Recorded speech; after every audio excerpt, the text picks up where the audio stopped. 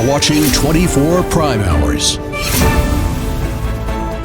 നമസ്കാരം, എല്ലാ പ്രേക്ഷകർക്കും എൻകൗണ്ടറിലേക്ക് സ്വാഗതം. ഞാൻ ശ്രീകണ്ഠൻ നായർ. സംസ്ഥാനത്ത് ഇന്ന് 15 പേർക്കാണ് കോവിഡ് സ്ഥിരീകരിച്ചത്. കാസർഗോഡ് 5 പേർക്കും, കണ്ണൂരിൽ 4 പേർക്കും, മലപ്പുറത്തും കോഴിക്കോടും എറണാകുളത്തും 2 പേർക്ക് വീതം രോഗം സ്ഥിരീകരിച്ചു. ഇതോടെ ചികിത്സയിലുള്ളവരുടെ എണ്ണം 64ആയി. കൂടുതൽ രോഗബാധ റിപ്പോർട്ട് ചെയ്ത കാസർഗോഡ് സമ്പൂർണ്ണ അടച്ചിടൽ പ്രഖ്യാപിച്ചു. അവശ്യ സർവീസുകൾ മാത്രമേ ഇന്ന് ജില്ലയിൽ രാത്രി 9 മണി മുതൽ അനുവദിക്കൂ. കൂടുതൽ പോസിറ്റീവ് കേസുകൾക്ക് ഇനിയും സാധ്യതയുണ്ടെന്നാണ് ആരോഗ്യവകുപ്പ് മന്ത്രിയുടെ മുന്നറിയിപ്പ്. രാജ്യത്ത് ഇന്ന് 3 പേർ കൂടി മരിച്ചു. ഇതോടെ മരണസംഖ്യ 7ആയി. പ്രതിരോധ പ്രവർത്തനങ്ങളുടെ ഭാഗമായുള്ള ജനതാ കർഫ്യൂവിൽ രാജ്യം ഒരുമിച്ച് അണിചേർന്നു. ഡൽഹി അടക്കം 7 സംസ്ഥാനങ്ങൾ സമ്പൂർണ്ണ ലോക്ക്ഡൌൺ പ്രഖ്യാപിച്ചു. 75 ജില്ലകളിൽ അടച്ചിടൽ നിർദ്ദേശം നൽകിയിരിക്കുകയാണ് കേന്ദ്ര സർക്കാർ. കേരളത്തിൽ കൂടുതൽ നിയന്ത്രണങ്ങൾക്ക് സാധ്യതയുണ്ട്. നാളെ ഇക്കാര്യത്തിൽ അന്തിമ തീരുമാനമുണ്ടാകും. ട്രെയിൻ സർവീസുകൾ ഇന്ന് അർദ്ധരാത്രി മുതൽ ഉണ്ടാകില്ല. ലോക സാഹചര്യം പരിശോധിച്ചാൽ യൂറോപ്പിൽ ഇപ്പോഴും സ്ഥിതിഗതിയിൽ അങ്ങേയറ്റം രൂക്ഷമാണ്. ഇറ്റലിയിൽ ഭീതിജനകമായ വിധമാണ് മരണസംഖ്യ ഉയരുന്നത്. ഈ പശ്ചാത്തലത്തിൽ എൻകൗണ്ടർ പരിശോധിക്കുന്നു. രാജ്യം സമ്പൂർണ്ണ നിയന്ത്രണത്തിലേക്കോ?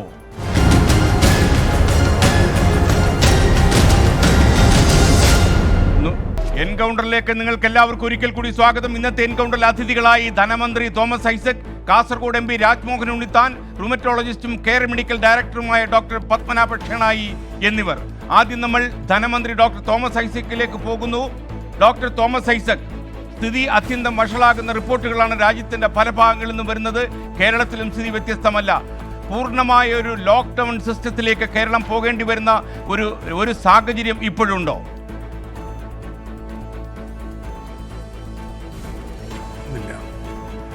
കാരണം കേരളത്തിൽ ഒരു സാമൂഹ്യ വ്യാപനത്തിൻ്റെ ഘട്ടത്തിലേക്ക് എത്തിയിട്ടില്ല. കേരളത്തിൽ ഇന്ന് രോഗം സ്ഥിരീകരിച്ചിട്ടുള്ള ആളുകളെല്ലാവരും തന്നെ ഒന്നുകിൽ വിദേശത്ത് വന്നവരാണ്, അല്ലെങ്കിൽ വിദേശികളുമായിട്ട് ഇങ്ങനെ രോഗബാധിതരുമായിട്ട് നേരിട്ട് ബന്ധം പുലർത്തിയിട്ടുള്ളവരാണ്. ഇതല്ലാതെയുള്ളൊരു സൂചന വരുന്നത് കാസർഗോഡ് മാത്രമാണ്.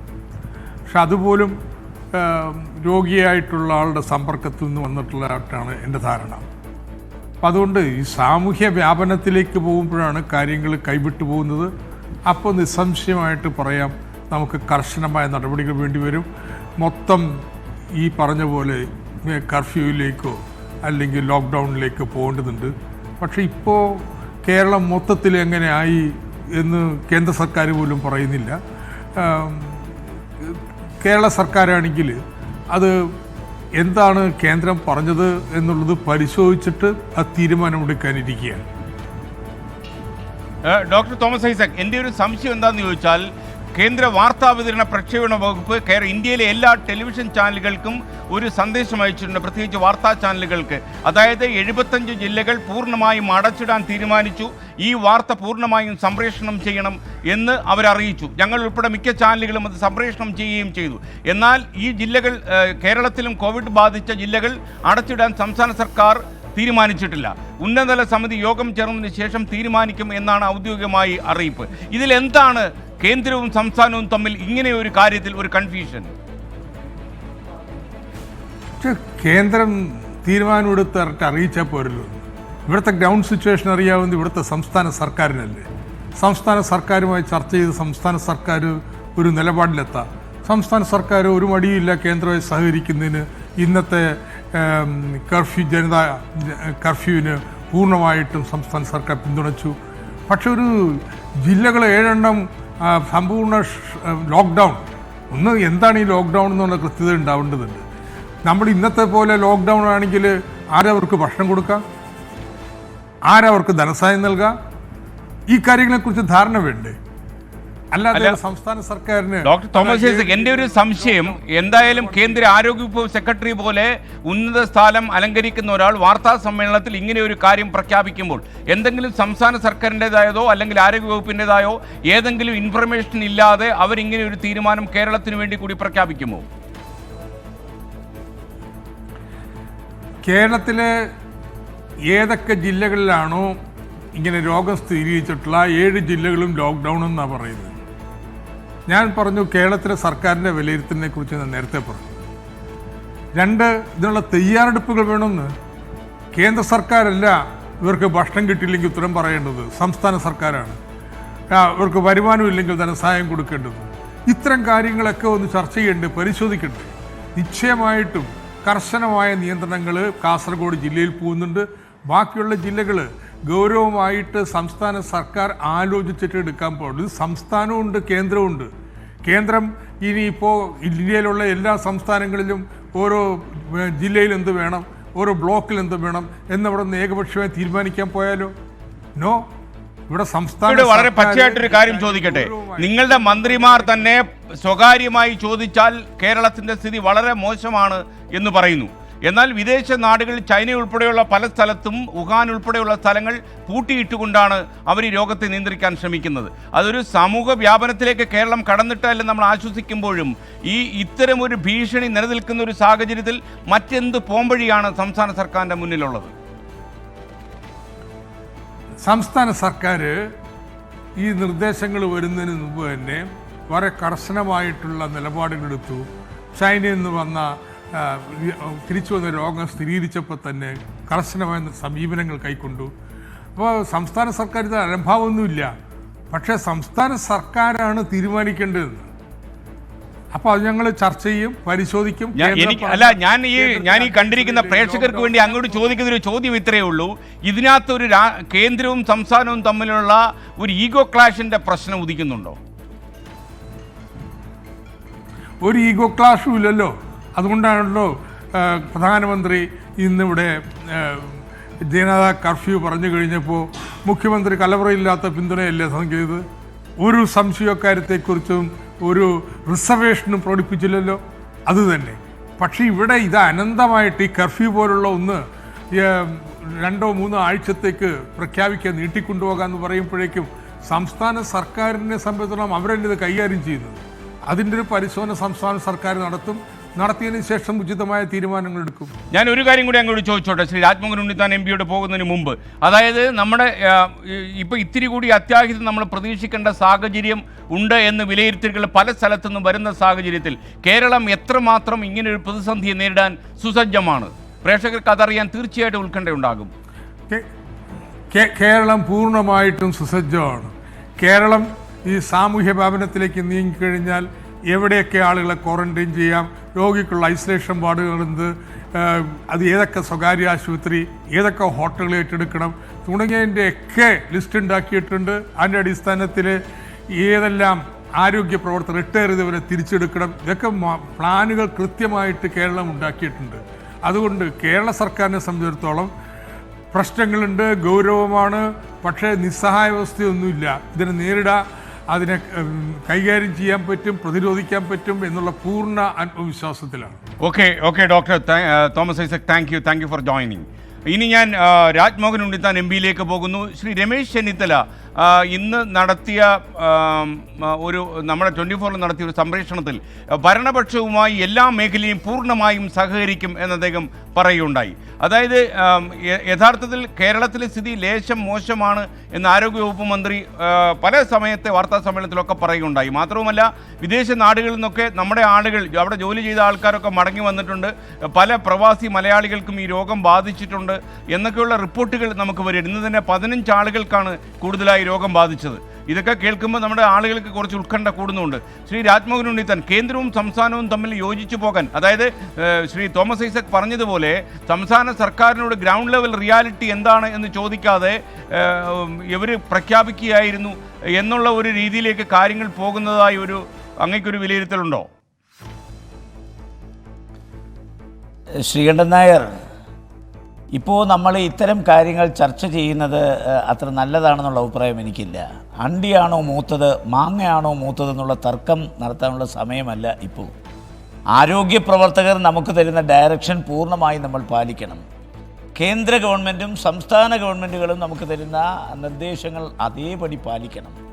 പാലിച്ചില്ലെങ്കിൽ ഗുരുതരമായ ഭവിഷ്യത്തുകളിലേക്ക് നമ്മുടെ രാജ്യവും സംസ്ഥാനവും പോകും. ഞാൻ കാസർഗോട്ടെ പാർലമെൻറ്റ് അംഗമാണ്. കാസർഗോട്ട് ഇതുവരെ 20 പേർക്കാണ് ഇത് സ്ഥിരീകരിച്ചുള്ളത്. അതിലാദ്യത്തെ ആൾ ചൈനയിൽ വുഹാനിൽ നിന്ന് വന്ന ആളാണ്. അയാൾ രോഗം ഭേദമായി വീട്ടിലേക്ക് മടങ്ങിപ്പോയ വിവരം ഇതുവരെ ആരും അറിഞ്ഞിട്ടില്ല. അപ്പോൾ ഒന്നാമത്തെ ആൾ ചൈനയിൽ നിന്നാണ് വന്നത്, വുഹാനിൽ നിന്നാണ് വന്നത്. അയാൾക്ക് രോഗം സ്ഥിരീകരിച്ചു, അയാളുടെ രോഗം ഭേദമായി, അയാൾ പോയി. ഇപ്പോൾ 19 പേർക്ക് കൂടി രോഗം സ്ഥിരീകരിച്ചിരിക്കുകയാണ്. സ്ഥിരീകരിക്കാത്ത ഒരുപാട് ആളുകൾ ഇപ്പോൾ നിരീക്ഷണത്തിലാണ്.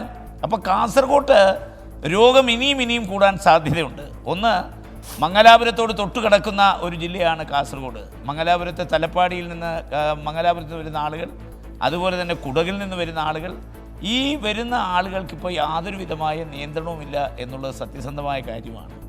വിദേശത്ത് ഏറ്റവും കൂടുതൽ ആളുകൾ പോയിട്ടുള്ള ജില്ലകളിലൊന്നാണ്.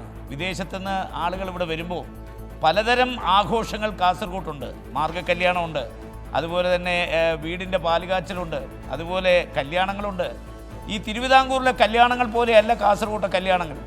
ഒരു കല്യാണം 5ഉം 6ഉം ദിവസം ഓരോ വീട്ടിലും ആഘോഷമാണ്. പന്തൽ കെട്ടി 6 ദിവസം ഭക്ഷണം കൊടുത്ത് നാട്ടുകാരെ മൊത്തം വിളിച്ച് വന്നവർ തന്നെ വീണ്ടും വരുന്നു, വരാത്തവർ വരുന്നു. ചുരുക്കി പറഞ്ഞാൽ ഈ ആഘോഷങ്ങളിലൊക്കെ പങ്കെടുത്ത് കാര്യങ്ങൾ മുന്നോട്ട് നീങ്ങുകയാണ് അവിടെ. അതിനിടയിൽ ഞാൻ ഒരു കാര്യം ചോദിച്ചോട്ടെ. അതായത് ഒരു വിദേശ മലയാളി, അതായത് അവിടെ കുറച്ച് വിവാദത്തിൽ പെട്ടുപോയ ഒരാൾ, അദ്ദേഹം കാസർഗോഡ് പല ആഘോഷങ്ങളിലും പല സൗഹൃദങ്ങളിലും ഒക്കെ പോയി പെട്ടിട്ട് അദ്ദേഹത്തിൻ്റെ റൂട്ട് മാപ്പ് പോലും ജില്ലാ ഭരണകൂടത്തിന് തയ്യാറാക്കാൻ പറ്റാത്ത ഒരു സാഹചര്യം ഉണ്ടായി. കാസർഗോട്ടെ അങ്ങ് ഏറ്റവും അവസാനം അറിയുമ്പോൾ കാസർഗോട്ടെ സ്ഥിതിവിശേഷം എങ്ങനെയാണ്? കാരണം ആളുകൾക്ക് മറ്റുള്ള ജില്ലകളുമായി താരതമ്യപ്പെടുത്തുമ്പോൾ ഇന്ന് ഏറ്റവും ഉത്കണ്ഠയോടെ നോക്കുന്ന ഒരു ജില്ലയായി കാസർഗോഡ് മാറിയിട്ടുണ്ട്. ഞാൻ ജില്ലാ കളക്ടറുമായിട്ട് ഏതാണ്ട് 1 മണിക്കൂർ മുമ്പ് സംസാരിച്ചാണ്. ഞാൻ ജില്ലാ കളക്ടറോട് പറഞ്ഞതാണ്, ഈ പ്രഖ്യാപനങ്ങൾ കൊണ്ട് മാത്രം മുന്നോട്ട് പോയാൽ നിയന്ത്രണ വിധേയമല്ലാത്ത രീതിയിൽ കാസർഗോഡ് കാര്യങ്ങൾ കൈവിട്ടു പോകും. അതുകൊണ്ട് പ്രഖ്യാപനങ്ങളല്ല, പ്രവൃത്തിയാണ് വേണ്ടത്. കൂടുതൽ ശക്തമായ നടപടികളിലേക്ക് കാസർഗോഡ് ഭരണാധികാരികൾ നീങ്ങുന്നില്ലെങ്കിൽ, ജില്ലാ കളക്ടർ നീങ്ങുന്നില്ലെങ്കിൽ, സാമൂഹ്യ വ്യാപനത്തിലേക്ക് കാസർഗോഡ് എത്രയും പെട്ടെന്ന് പോകും എന്നുള്ള കാര്യത്തിൽ യാതൊരു തർക്കവുമില്ല. അതുകൊണ്ടാണ് ശക്തമായ നടപടികൾ സംസ്ഥാന ഗവൺമെൻറ് ഭാഗത്ത് നിന്ന് കാസർഗോഡ് ഉണ്ടാകണം.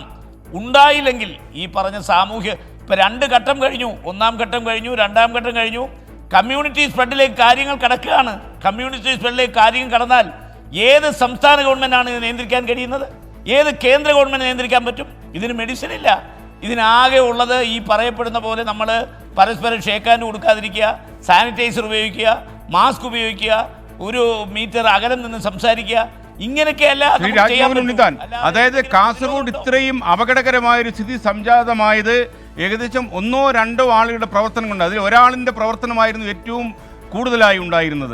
അതായത് ഇപ്പോൾ ഈ സംഭവത്തിന് ശേഷം ഒരു നിർഭാഗ്യകരമായ ഒരു സംഭവമാണ്. റൂട്ട് മാപ്പ് പോലും ജില്ലാ കളക്ടർക്ക് ഉണ്ടാക്കാൻ പറ്റാത്തൊരവസ്ഥ ഈ മനുഷ്യൻ ഉണ്ടാക്കി. അദ്ദേഹത്തെക്കുറിച്ച് കുറച്ചധികം വിവാദങ്ങളുണ്ടായി. ഞാൻ അതിലേക്കൊന്നും ഈ അവസരത്തിൽ കടക്കുന്നില്ല. ഇതൊക്കെ അനവസരത്തിലാണ് അതൊക്കെ നമ്മൾ ചോദിക്കുന്നത്. അപ്പോൾ ഇപ്പോൾ കാസർഗോട്ടെ ഒരു പൊതുവെയുള്ളൊരു അവബോധം എങ്ങനെയാണ്? ജനങ്ങൾ ഇതിനെക്കുറിച്ച് തിരിച്ചറിവുണ്ട്. കാരണം കാസർഗോഡ് ജില്ല മുഴുവൻ ലോക്ക് ചെയ്തിട്ട് മൊത്തം സ്തംഭിപ്പിച്ച് ഈ COVID-19 നിന്ന് നമ്മൾ രക്ഷപ്പെടുകയേ മാർഗമുള്ളൂ എന്ന് കാസർഗോഡ് ആൾക്കാർ ചിന്തിച്ചു തുടങ്ങിയ അവസ്ഥയുണ്ടോ? ഈ ജനതാ കർഫ്യൂ ഇന്ന് കേന്ദ്ര ഗവൺമെൻറ് പ്രഖ്യാപിച്ചത് അക്ഷരാർത്ഥത്തിൽ ഒരു ബന്ദാണ്. സാധാരണ ബന്ദ് നടന്നാൽ മെഡിക്കൽ ഷോപ്പുകൾ തുറക്കും. ഇന്ന് മെഡിക്കൽ ഷോപ്പുകൾ എത്രണ്ണം തുറന്നിട്ടുണ്ട് കേരളത്തിൽ? അപ്പോൾ കർഫ്യൂ എന്ന് പറഞ്ഞെങ്കിൽ പോലും ആ കർഫ്യൂവിനോട് ജനങ്ങൾ സഹകരിച്ചത് വഴി അടിച്ചേൽപ്പിക്കാത്ത ഒരു ബന്ദ് തന്നെയാണ് ഇന്ന് നടന്നിട്ടുള്ളത്. ഇങ്ങനെ അനിശ്ചിതമായി കേന്ദ്ര ഗവൺമെൻറ് ഈ ജനതാ കർഫ്യൂ നീട്ടണമെന്ന് പറഞ്ഞാൽ എന്തായിരിക്കും സ്ഥിതി? വീടുകളുടെ സ്ഥിതി എന്താണ്? ഈ ഒരു മുൻകരുതൽ ഒരു സ്ഥലത്തും ഉണ്ടായിട്ടില്ല. ആഹാര സാധനങ്ങൾ ആരും കരുതിയിട്ടില്ല, പച്ചക്കറികൾ കരുതിയിട്ടില്ല, ഈവൻ പാല് പോലും കരുതാനുള്ള സാവകാശം ആളുകൾ കിട്ടിയിട്ടില്ല. അപ്പം ജനതാ കർഫ്യൂ അനന്തമായി നീണ്ടുപോയാൽ രാജ്യം ഗുരുതരമായ പട്ടിണിയിലാവും. ശ്രീ രാജ്മോഹൻ ഉണ്ണിത്താൻ, ഇപ്പോൾ കാസർഗോഡ് എന്താണ് ഏറ്റവും അവസാനത്തെ വിശേഷങ്ങൾ എന്നറിയാൻ ഞങ്ങളുടെ പ്രതിനിധി ആനന്ദ് കൊട്ടില നമുക്കൊപ്പം ചേരുന്നു. വളരെ സംക്ഷിപ്തമായി ആനന്ദ് കൊട്ടില, എന്താണ് കാസർഗോഡിലെ സ്ഥിതിവിശേഷം? 9 മണിയാകുമ്പോൾ ഈ ജനതാ കർഫ്യൂ വീണ്ടും നീണ്ടുപോകുമോ അതോ ലോക്ക്ഡൗൺ ആണോ കാസർഗോഡ്? എന്താണ് ഈ രാത്രി 9 മണിക്ക് അല്പ മിനിറ്റുകൾ കഴിയുമ്പോൾ സംഭവിക്കാൻ പോകുന്നത്? ഏറ്റവും ചുരുങ്ങിയ വാക്കുകളിൽ. SKN കാസർഗോഡ് ജില്ലയിൽ ഇന്ന് ജനതാ കർഫ്യൂ അവസാനിക്കുന്ന 9 മണി മുതൽ നിരോധനാജ്ഞ നിലവിൽ വരികയാണ്. ഇനിയൊരു ഉത്തരവുണ്ടാകുന്ന കാലയളവ് വരെ കാസർഗോഡ് ജില്ലയിൽ നിരോധനാജ്ഞയ്ക്ക് ജില്ലാ കളക്ടർ ഉത്തരവിട്ടിട്ടുണ്ട്. ഇതിൽ ഏറ്റവും പ്രധാനമായും ആഭ്യന്തര പൊതുഗതാഗതം പൂർണ്ണമായും നിരോധിച്ചുകൊണ്ടാണ് നിരോധനാജ്ഞ നിലവിൽ വരുന്നത്.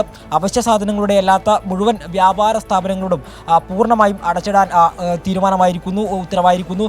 പൊതുവിടങ്ങളിലെ കൂട്ടം ചേരലും പൊതുവിടങ്ങളിലേക്കുള്ള അനാവശ്യ യാത്രകളും പൂർണ്ണമായും ഒഴിവാക്കുക എന്നാണ് മറ്റൊരു നിബന്ധന അടിയന്തര അവശ്യ സാധനങ്ങൾക്ക് നേരത്തെ സർക്കാർ ഏർപ്പെടുത്തിയ നിയന്ത്രണം അവശ്യ സാധനങ്ങൾ വിൽക്കുന്ന വ്യാപാര സ്ഥാപനങ്ങൾക്ക് രാവിലെ 11 മണി മുതൽ വൈകിട്ട് 5 മണി വരെ തുറന്ന് പ്രവർത്തിക്കാനായിരുന്നു സമയം അനുവദിച്ചത്. അത് അതേ രീതിയിൽ ക്രമപ്പെടുത്തിക്കൊണ്ട് തന്നെയാണ് നിരോധനാജ്ഞ നിലവിൽ വരുന്നത്. പക്ഷേ ഈ കടകൾ കൃത്യമായി മാർഗനിർദ്ദേശങ്ങൾ വരുന്ന ആളുകൾക്ക് നൽകണം. 1.5 മീറ്റർ അകലം പാലിച്ചുകൊണ്ടായിരിക്കണം കടകളിലേക്ക് ആളുകൾ എത്തുന്നതും സാധനങ്ങൾ വാങ്ങുന്നതും. ഇവിടെ സാനിറ്റൈസറിൻ്റെയും മറ്റ് ശുചീകരണ സാധനങ്ങളുടെയും ലഭ്യത ഉണ്ടെന്ന് പോലീസ് അധികാരികൾ ഉറപ്പുവരുത്തിക്കൊണ്ടായിരിക്കണം കാസർഗോഡ് ജില്ലയിലെ ഇനിയുള്ള മണിക്കൂറുകളെന്നാണ് ജില്ലാ കളക്ടർ നിരോധനാജ്ഞയിൽ വ്യക്തമാക്കുന്നത്. ഏറ്റവും പുതിയതായി 5 പേർക്ക് കൂടി COVID-19 സ്ഥിരീകരിച്ചതോടുകൂടി ജില്ലയിൽ 19 പേരാണ് COVID-19 സ്ഥിരീകരിച്ച ആളുകൾ. ഇവർ വിവിധ ആശുപത്രികളിലായി ഐസൊലേഷൻ വാർഡിൽ നിരീക്ഷണത്തിൽ കഴിയുകയാണ്. ഇവരുടെ ആരോഗ്യനില പൂർണ്ണ തൃപ്തികരമാണ് എങ്കിൽ കൂടി നേരത്തെ ഏരിയാൽ സ്വദേശിയാണ് ജില്ലാ ഭരണകൂടത്തിന് തലവേദനയായി നിൽക്കുന്നത്. ഇയാളുടെ റൂട്ട് മാപ്പ് ഇപ്പോഴും പൂർണ്ണമായി പ്രസിദ്ധീകരിക്കാൻ സാധിക്കാത്തത് ജില്ലാ ഭരണകൂടത്തിന് ഇപ്പോഴും ഒരു വെല്ലുവിളിയാണ്. ഇയാളെ സംബന്ധിച്ചിടത്തോളം ദുരൂഹതകളെല്ലാം ഇപ്പോഴും നിലനിൽക്കുന്നുണ്ട് എങ്കിൽ കൂടി അത് സംബന്ധിച്ചുള്ള മറ്റു വിവരങ്ങൾ ഇയാളുടെ ഐസൊലേഷൻ പീരീഡിന് ശേഷം മാത്രമേ അത്തരം അന്വേഷണങ്ങളിലേക്ക് പോവുകയുള്ളൂ. കൂടുതൽ ആളുകളിലേക്ക് ഈ ഒരു ഘട്ടത്തിൽ രോഗവ്യാപനം ഉണ്ടാകാതെ വൈറസ് വ്യാപനം തടയുക എന്നതാണ് ഈ ഒരു ഘട്ടത്തിൽ ലക്ഷ്യമിടുന്നത്. ലോക്ക്ഡൌണിലേക്ക് കാസർഗോഡ് ജില്ല പോകുന്നു. സമ്പൂർണ്ണമായും ആഭ്യന്തര ഗതാഗതം, അതിർത്തി ജില്ലകളിലേക്കുള്ള യാത്ര, അതുപോലെ തന്നെ അതിർത്തി സംസ്ഥാനത്തേക്കുള്ള യാത്ര പൂർണ്ണമായും ലോക്ക് ചെയ്യപ്പെടുന്നു. കാസർഗോഡ് ജില്ല പൂർണ്ണമായും അടച്ചിടുന്ന ഒരു സാഹചര്യത്തിലേക്ക്. ഇനി ഞാൻ ഡോക്ടർ പത്മനാഭ ഷെണായിലേക്ക് പോകുന്നു. ഡോക്ടർ, നമ്മളുടെ ഇപ്പോഴത്തെ ഒരു സാഹചര്യം അങ്ങ് ഇതേക്കുറിച്ച് ഇത്തിരി ആഴത്തിൽ പഠിച്ച ഒരാളാണെന്ന് എനിക്കറിയാം. ഡോക്ടർ ഷെണായി, താങ്കൾക്ക് ഈ ഒരു സാഹചര്യം, അതായത് നമുക്ക് ലോകരാജ്യങ്ങൾ പറയുന്നത് വിശ്വസിക്കാമെങ്കിൽ ഈ സോഷ്യൽ ഡിസ്റ്റൻസിങ് മാത്രമാണ് ഇതിൽ എളുപ്പം ചെയ്യാവുന്ന ഒരു കാര്യം. കമ്മ്യൂണിറ്റി വ്യാപനത്തിലേക്ക് നമ്മൾ കടക്കാതിരിക്കാൻ എളുപ്പം ചെയ്യാവുന്ന ഒരു വഴി അതാണ് എന്ന് പറയുന്നു. ഒരു പ്രൊഫഷണൽ എന്ന നിലയിൽ ഡോക്ടർ എങ്ങനെയാണ് ഇതിനെക്കുറിച്ച് അഭിപ്രായപ്പെടുക? നമ്മൾ ആദ്യം മനസ്സിലാക്കേണ്ടത്, നമ്മുടെ ബാക്കിയുള്ള കൺട്രീസ്, ഇറ്റലിക്കും UK-ക്കും ഫോളോ ചെയ്യാൻ മോഡൽസ് ഇല്ലായിരുന്നു. അത് ചൈനയിൽ അസുഖം വന്ന സമയത്ത് എന്താണ് സംഭവിച്ചുകൊണ്ടിരിക്കുന്നത് അവർക്ക് അറിയത്തില്ലായിരുന്നു. പക്ഷേ നമുക്ക് മോഡൽസ് ഉണ്ട്. ഈ അസുഖത്തെക്കുറിച്ച് 1.5 മാസമായിട്ട് പഠനങ്ങൾ നടന്നിട്ടുണ്ട്, അത് പബ്ലിഷ് ചെയ്തിട്ടുണ്ട്. സോ നമുക്ക് അവരെക്കാളും വൈസറാണ്. നമുക്ക് കുറച്ച് കാര്യങ്ങൾ അറിയാം, ഡേറ്റ അറിയാം. അപ്പം ഞാൻ കുറച്ച് ഡേറ്റ കാണിച്ചു തരാം. അപ്പോൾ നമുക്ക് കുറച്ചുകൂടി ഞാനൊരു കാര്യം ചെയ്യാം ഡോക്ടറുടെ ഡേറ്റയിലേക്ക് ഞാൻ അല്പം കൂടെ കഴിഞ്ഞു പോകാം. ഞാനത് ഡോക്ടറോട് ആവശ്യപ്പെടുകയും ചെയ്യാം.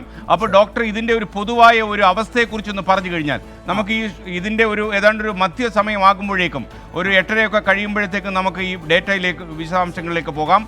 കാരണം ഡോക്ടർ തോമസ് ഐസക്കും ശ്രീ രാജ്മോഹൻ ഉണ്ണിത്താനും ഒക്കെ തന്നെ വളരെ തിരക്ക് പിടിച്ച ആളുകളാണെന്ന് അറിയാമല്ലോ. അതെ. അപ്പോൾ നമുക്ക് ഇപ്പോൾ ഉള്ളൊരു സ്ഥിതി എന്ന് വെച്ചാൽ ഫേസ് 2 ആണോ ഫേസ് 2 3 എത്തിയോ എന്നുള്ളത് നമുക്ക് വ്യക്തമായിട്ട് അറിഞ്ഞുകൂടാ. എപ്പോൾ ലോക്ക്ഡൗൺ ചെയ്യണം എന്നുള്ളത് ഗവൺമെൻറ്റിനെ സംബന്ധിച്ച് വലിയൊരു ഡിസിഷനാണ്. കാരണം കമ്മ്യൂണിറ്റി സ്പ്രെഡ് തുടങ്ങിക്കഴിഞ്ഞാൽ ലോക്ക്ഡൗൺ ചെയ്തേ പറ്റൂ. പക്ഷേ കമ്മ്യൂണിറ്റി സ്പ്രെഡ് തുടങ്ങിയോ എന്ന് പറയുന്നത് നമുക്ക് അറിഞ്ഞുകൂടാ. അത് ടെസ്റ്റ് ചെയ്താലേ അറിയാൻ പറ്റത്തുള്ളൂ. അടുത്ത സ്റ്റേജിൽ ഡയഗ്നോസ് ചെയ്യുന്ന സമയത്ത് മാത്രമേ നമുക്കറിയാൻ പറ്റത്തുള്ളൂ.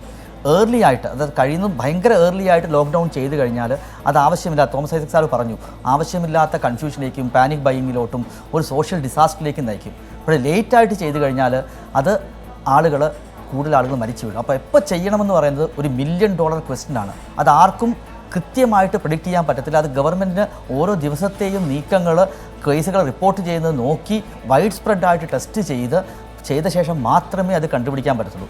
അതിൽ ഏറ്റവും ഇമ്പോർട്ടൻ്റ് ആയിട്ടുള്ള കാര്യം, നമ്മൾ വീണ്ടും സ്ട്രെസ് ചെയ്യുന്ന കാര്യം എന്ന് വെച്ച് കഴിഞ്ഞാൽ, എസിംറ്റമാറ്റിക് ആയിട്ടുള്ള ആളുകൾ ഇഷ്ടംപോലെ കാണും. ഒരാൾക്ക് അസുഖമുണ്ടെങ്കിൽ അയാളുടെ ചുറ്റും 2-3 ആളുകൾ സിംറ്റം ഇല്ലാത്തവർ കാണും. അവർക്ക് പക്ഷേ അസുഖം കാണുകയും ചെയ്യും. ആ ആളുകളാണ് കൂടുതൽ ആൾക്കാർക്ക് പടർന്നു കൊടുക്കുന്നത്. അതാണ് ഈ കമ്മ്യൂണിറ്റി സ്പ്രെഡിലേക്ക് നയിക്കുന്നത്. അപ്പോൾ ഇന്നത്തെ സിറ്റുവേഷനിൽ സോഷ്യൽ ഡിസ്റ്റൻസിങ് ചെയ്യുക, ആളുകളിൽ നിന്ന് മാറി നിൽക്കുക. നമ്മളിപ്പോൾ എന്താ ചെയ്യുന്നത്? പനി ഇല്ലെങ്കിൽ, ഈ ഗൾഫിൽ നിന്നൊക്കെ വരുന്ന ആളുകൾ എന്താ ചെയ്യുന്നത് വെച്ചാൽ, പനിയുണ്ടോ, പനി ഇല്ലെങ്കിൽ എനിക്ക് അവരുമായിട്ട് ഇടപഴകാം. ഇതാണ് അവർ ചെയ്തു വെച്ചിരിക്കുന്ന ഒരു കോമൺ വിശ്വാസം. പക്ഷേ അത് തെറ്റാണ്. കാരണം ഈ കോവിഡ് പോസിറ്റീവായ കൊറോണ വൈറസ് ഉള്ളിലുള്ള പകുതിയിലധികം ആളുകൾക്കും ഒരു പനിയും കാണത്തില്ല. അപ്പോൾ അവരെന്ത് ചെയ്യും? അവർ വിചാരിക്കും എനിക്ക് അസുഖമില്ല, പക്ഷേ അവർ ആൾക്കാരുമായിട്ട് ഇടപഴകും. അതുകൊണ്ടാണ് കേരള ഗവൺമെൻറ് പറയുന്നത് സ്ട്രിക്റ്റ് ആയിട്ട് ക്വാറൻറ്റൈൻ ചെയ്യണമെന്ന്. പക്ഷേ പ്രശ്നം ഈ സിംറ്റമാറ്റിക് ആയിട്ടുള്ള ആളുകൾ മറ്റുള്ളവർ പടർന്നു കൊടുക്കാമെന്നുള്ള ഒരു ബോധമില്ലാത്ത കൊണ്ടായിരിക്കാം, അല്ലെങ്കിൽ ഒരു ലാഘവത്തോടെ എടുക്കുന്നതുകൊണ്ടായിരിക്കാം, ഈ അസുഖത്തെക്കുറിച്ച് വളരെ ലാഘവത്തോടെ എടുക്കുന്നതുകൊണ്ടായിരിക്കാം ആളുകൾ ഇത് ഒബേ ചെയ്യുന്നില്ല. ഇന്ന് നമ്മുടെ ശൈലജ ടീച്ചർ ഇത് തന്നെ കൊല്ലത്ത് അങ്ങനെ ഒരു സംഭവം ഉണ്ടായി. ഒരു വീട്ടുകാർ മുഴുവൻ ആരോഗ്യ പ്രവർത്തകരോട് ഏറ്റുമുട്ടുന്നത് കണ്ടായിരുന്നു. വളരെ സങ്കടമുള്ള കാര്യമാണ്. കാരണം കാരണം ആരോഗ്യ നമ്മുടെ നാട്ടിലെ ആളുകൾക്ക് എത്രമാത്രം അവബോധമില്ല എന്ന് തെളിയിച്ചൊരു സംഭവമാണത്. കാരണം ഇന്നിപ്പോൾ രാവും പകലുമില്ലാതെ ഉറക്കമുളച്ച് നടക്കുകയാണ് നമ്മുടെ സംസ്ഥാനത്തെയും ദേശീയ തലത്തിലുള്ള ആരോഗ്യ പ്രവർത്തകർ. അവർക്ക് കണ്ണു ചിമ്മാൻ സമയമില്ല. ആ സമയത്താണ് ലോകത്തുള്ള ന്യായങ്ങൾ മുഴുവൻ നിരത്തി അവർ രക്ഷപ്പെടാൻ ശ്രമിച്ചത്. എന്തായാലും ഡോക്ടർ പത്മനാഭ ഷണായി നമുക്ക് പെട്ടെന്ന് എന്താണ് 7 സംസ്ഥാനങ്ങളിൽ ലോക്ക്ഡൗൺ പ്രഖ്യാപിച്ചിട്ടുള്ള സാഹചര്യത്തിൽ എന്താണ് ഡൽഹിയിൽ നിന്ന് ഞങ്ങളുടെ പ്രതിനിധിക്ക് പറയാനുള്ളതെന്ന് പെട്ടെന്ന് കേട്ടിട്ട് ഞാൻ ഡോക്ടർ തോമസ് ഐസക്കിലേക്ക് മടങ്ങി വരും. ഡൽഹിയിൽ നിന്ന് രാധാകൃഷ്ണൻ ഞങ്ങളുടെ പ്രതിനിധി ചേരുന്നു. രാധാകൃഷ്ണൻ, യഥാർത്ഥത്തിൽ 75 ജില്ലകൾ ലോക്ക്ഡൗൺ ചെയ്യാൻ കേന്ദ്ര സർക്കാരിൻ്റെ നിർദ്ദേശം വന്നു. അതേപോലെ 7 സംസ്ഥാനങ്ങൾ ലോക്ക്ഡൗൺ പ്രഖ്യാപിച്ചു. മഹാരാഷ്ട്ര കമ്മ്യൂണിറ്റി വ്യാപനത്തിലേക്ക് കടന്നുവെന്ന് സ്വയം പ്രഖ്യാപിച്ചു. ഈ ഒരു സാഹചര്യത്തിൽ വളരെ സംക്ഷിപ്തമായി ഡൽഹിയിൽ നിന്ന് രാധാകൃഷ്ണൻ എന്താണ് റിപ്പോർട്ട് ചെയ്യാനുള്ളത്?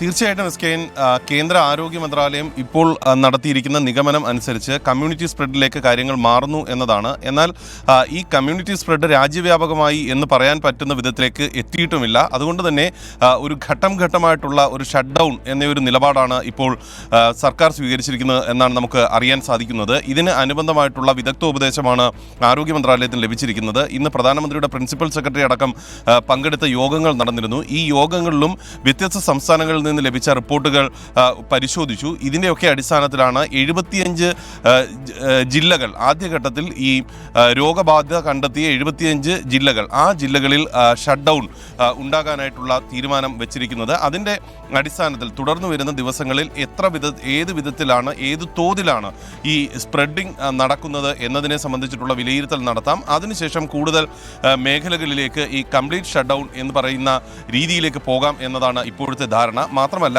ഈ 7 സംസ്ഥാനങ്ങൾ പൂർണ്ണമായിട്ടും കംപ്ലീറ്റ് ഷട്ട് ഡൗണിലേക്ക് വരുന്നതിന് ഉപരിയായി അനുബന്ധമായിട്ടുള്ള മറ്റു ചില സംസ്ഥാനങ്ങൾ, അത്ര സംസ്ഥാനങ്ങളുടെ എണ്ണം തീരുമാനിച്ചിട്ടില്ല, ഭാഗികമായിട്ടുള്ള ഒരു ഷട്ട് ഡൗൺ എന്ന നിർദ്ദേശവും ആദ്യഘട്ടത്തിലുണ്ട്.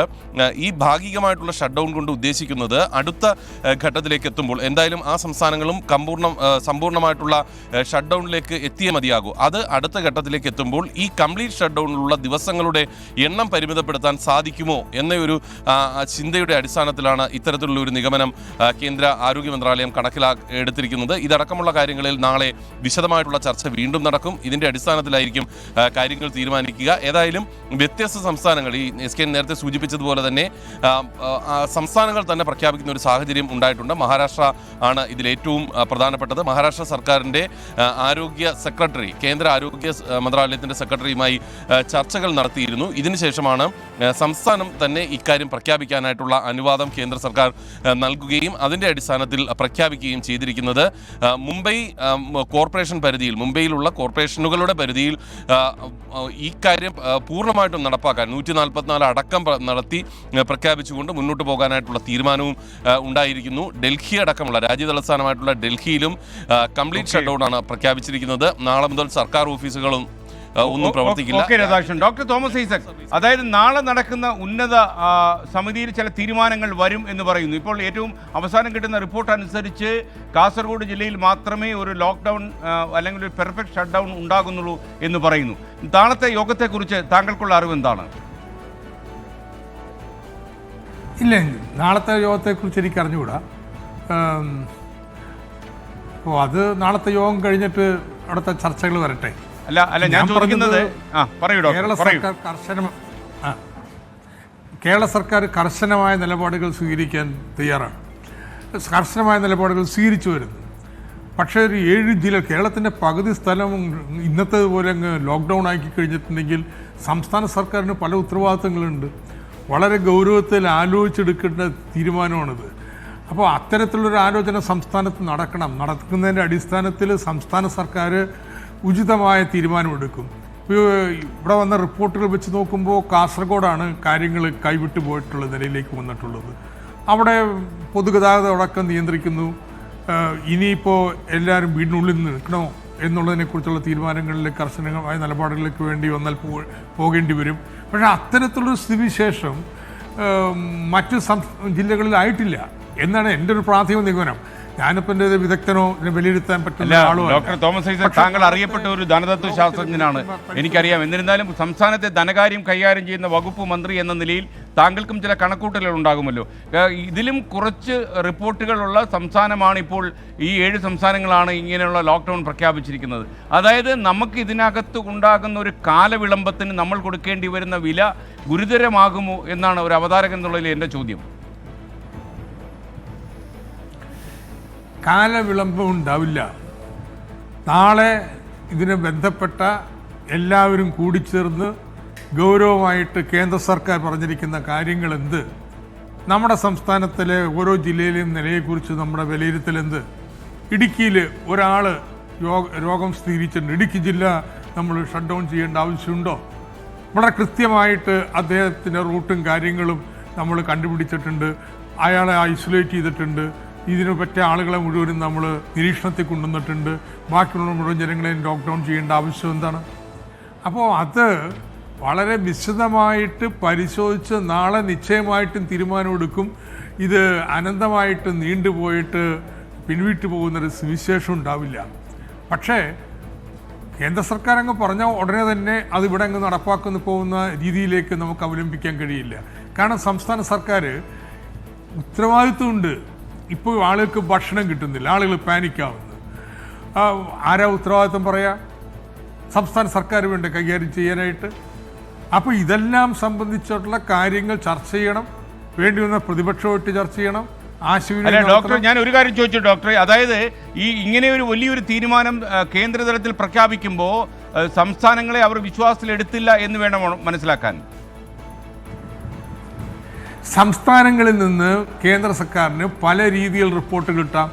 ഔദ്യോഗികമായിട്ട് ആരോഗ്യ സെക്രട്ടറി എന്നുള്ള റിപ്പോർട്ടുണ്ടാവും. കേന്ദ്ര സർക്കാരിൻ്റെ തന്നെ നിരീക്ഷണങ്ങളുണ്ടാവാം. ഇതിനെല്ലാം അവരെത്തിച്ചേർന്നിരിക്കുന്ന നിഗമനം ഇങ്ങനെ എന്തെല്ലാം തലത്തിൽ ഇതുവരെയും ഇന്നലെ വരെയും അല്ലെങ്കിൽ പ്രധാനമന്ത്രി രാഷ്ട്രത്തെ അഭിസംബോധന ചെയ്യുന്നവരെയും ഇത്ര ഗൗരവമായിട്ടുള്ള കാര്യമായിട്ട് നമ്മുടെ ദേശീയ തലത്തിൽ എടുത്തിട്ടുണ്ടോ? ഒരർത്ഥത്തിൽ പല അമേരിക്കയുടെ ഒക്കെ ഉള്ള രാജ്യങ്ങൾ കാണിച്ച ഒരു ലാഘവത്വത്തിൻ്റെ ഒരു അംശം ഉണ്ടായിട്ടുണ്ട്. അതൊന്നും ഒരു രാഷ്ട്രീയ ഇഷ്യൂ ആയിട്ട് മാറ്റാൻ വേണ്ടി അല്ല, നമ്മളിപ്പോ അങ്ങനെ ഒരു ചർച്ചയ്ക്കുള്ള സമയമല്ലേ ഇപ്പോ? അല്ല അല്ല അല്ല അപ്പൊ അതുകൊണ്ട് ഇന്നിപ്പോ കേന്ദ്രം പറഞ്ഞിരിക്കുന്നു സംസ്ഥാനം നിശ്ചയമായിട്ടും ഗൗരവത്തിലെടുക്കുമെന്ന്. ഒന്ന്, ആ അഡ്വൈസറിയിലെ ഷട്ട് ഡൗൺ എന്നുള്ള വാക്കില്ല, പ്രയോഗമില്ല. എന്താണ് ഇതുകൊണ്ട് അർത്ഥമാക്കുന്നത്? എന്തൊക്കെ നിയന്ത്രണമോ വേണ്ടത്? ഇന്നത്തെ പോലെ ജനതാ കർഫ്യൂ പോലെ അവിടെ അങ്ങ് എക്സ്റ്റെൻഡ് ചെയ്യലാണോ? നമുക്കറിയത്തില്ല. അപ്പം ഇത് വ്യക്തത വേണ്ടേ? ഡോക്ടർ, ഇതിനകത്ത് ഞങ്ങൾക്കൊരു അഭിപ്രായ വ്യത്യാസമുള്ളത് വാർത്താവിതരണ പ്രക്ഷേപണ വകുപ്പ് ഇന്ത്യയിലെ ടെലിവിഷൻ ചാനലുകൾക്ക് സംപ്രേഷണം ചെയ്യാൻ തന്നിരിക്കുന്ന അഡ്വൈസറിയിൽ പറഞ്ഞിരിക്കുന്ന ലോക്ക്ഡൗൺ എന്ന് തന്നെയാണ്.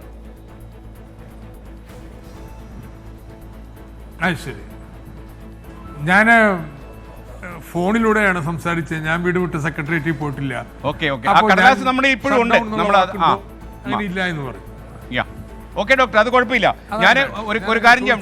ഡോക്ടർ ഇപ്പോൾ ഉള്ളത് തലസ്ഥാന നഗരിയിലാണോ എന്ന് എനിക്കറിയില്ല. എന്തായാലും തലസ്ഥാന നഗരിയിൽ നിന്ന് ഏറ്റവും പ്രധാനപ്പെട്ട വിവരങ്ങളുമായി ഞങ്ങളുടെ പ്രതിനിധി അലക്സ് മുഹമ്മദ് ചേരുകയാണ്. ഡോക്ടറുടെ ശ്രദ്ധയിലൂടെ ഞാനത് പെടുത്തുകയാണ്. അലക്സ് മുഹമ്മദ്, ഏറ്റവും ചുരുങ്ങിയ വാക്കുകളിൽ എന്താണ് തലസ്ഥാനത്ത് താങ്കൾക്ക് റിപ്പോർട്ട് ചെയ്യാനുള്ളത്? എസ്കൻ, ഏറ്റവും പ്രധാനം ഇന്ന് 15 കേസുകൾ കൂടി സംസ്ഥാനത്ത് COVID-19 സ്ഥിരീകരിച്ചിരിക്കുന്നു. ഇതോടുകൂടി സംസ്ഥാനത്ത് സ്ഥിരീകരിച്ച COVID-19 കേസുകളുടെ എണ്ണം 67. ഇതിൽ 3 പേർക്ക് ഭേദമായി.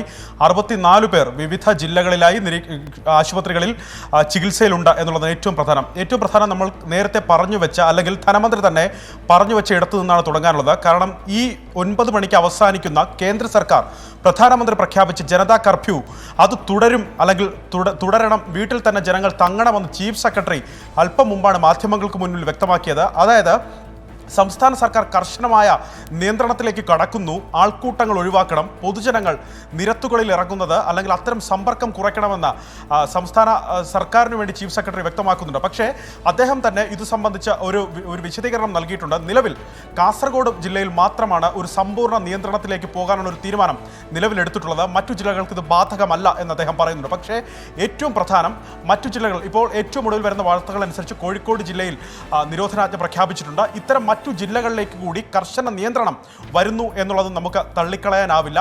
കാരണം അദ്ദേഹം തന്നെ വ്യക്തമാക്കുന്നത് ജനങ്ങൾ വീട്ടിലിരുന്നാൽ മാത്രം സാമൂഹ്യ വ്യാപനം എന്നുള്ളത് കുറയ്ക്കുക, അത് കുറച്ചുകൊണ്ട് മാത്രമേ ഈ രോഗവ്യാപനം തടയാൻ സാധിക്കുകയുള്ളൂ എന്ന് സംസ്ഥാന സർക്കാരിന് വേണ്ടി ചീഫ് സെക്രട്ടറി വ്യക്തമാക്കുന്നുണ്ട്.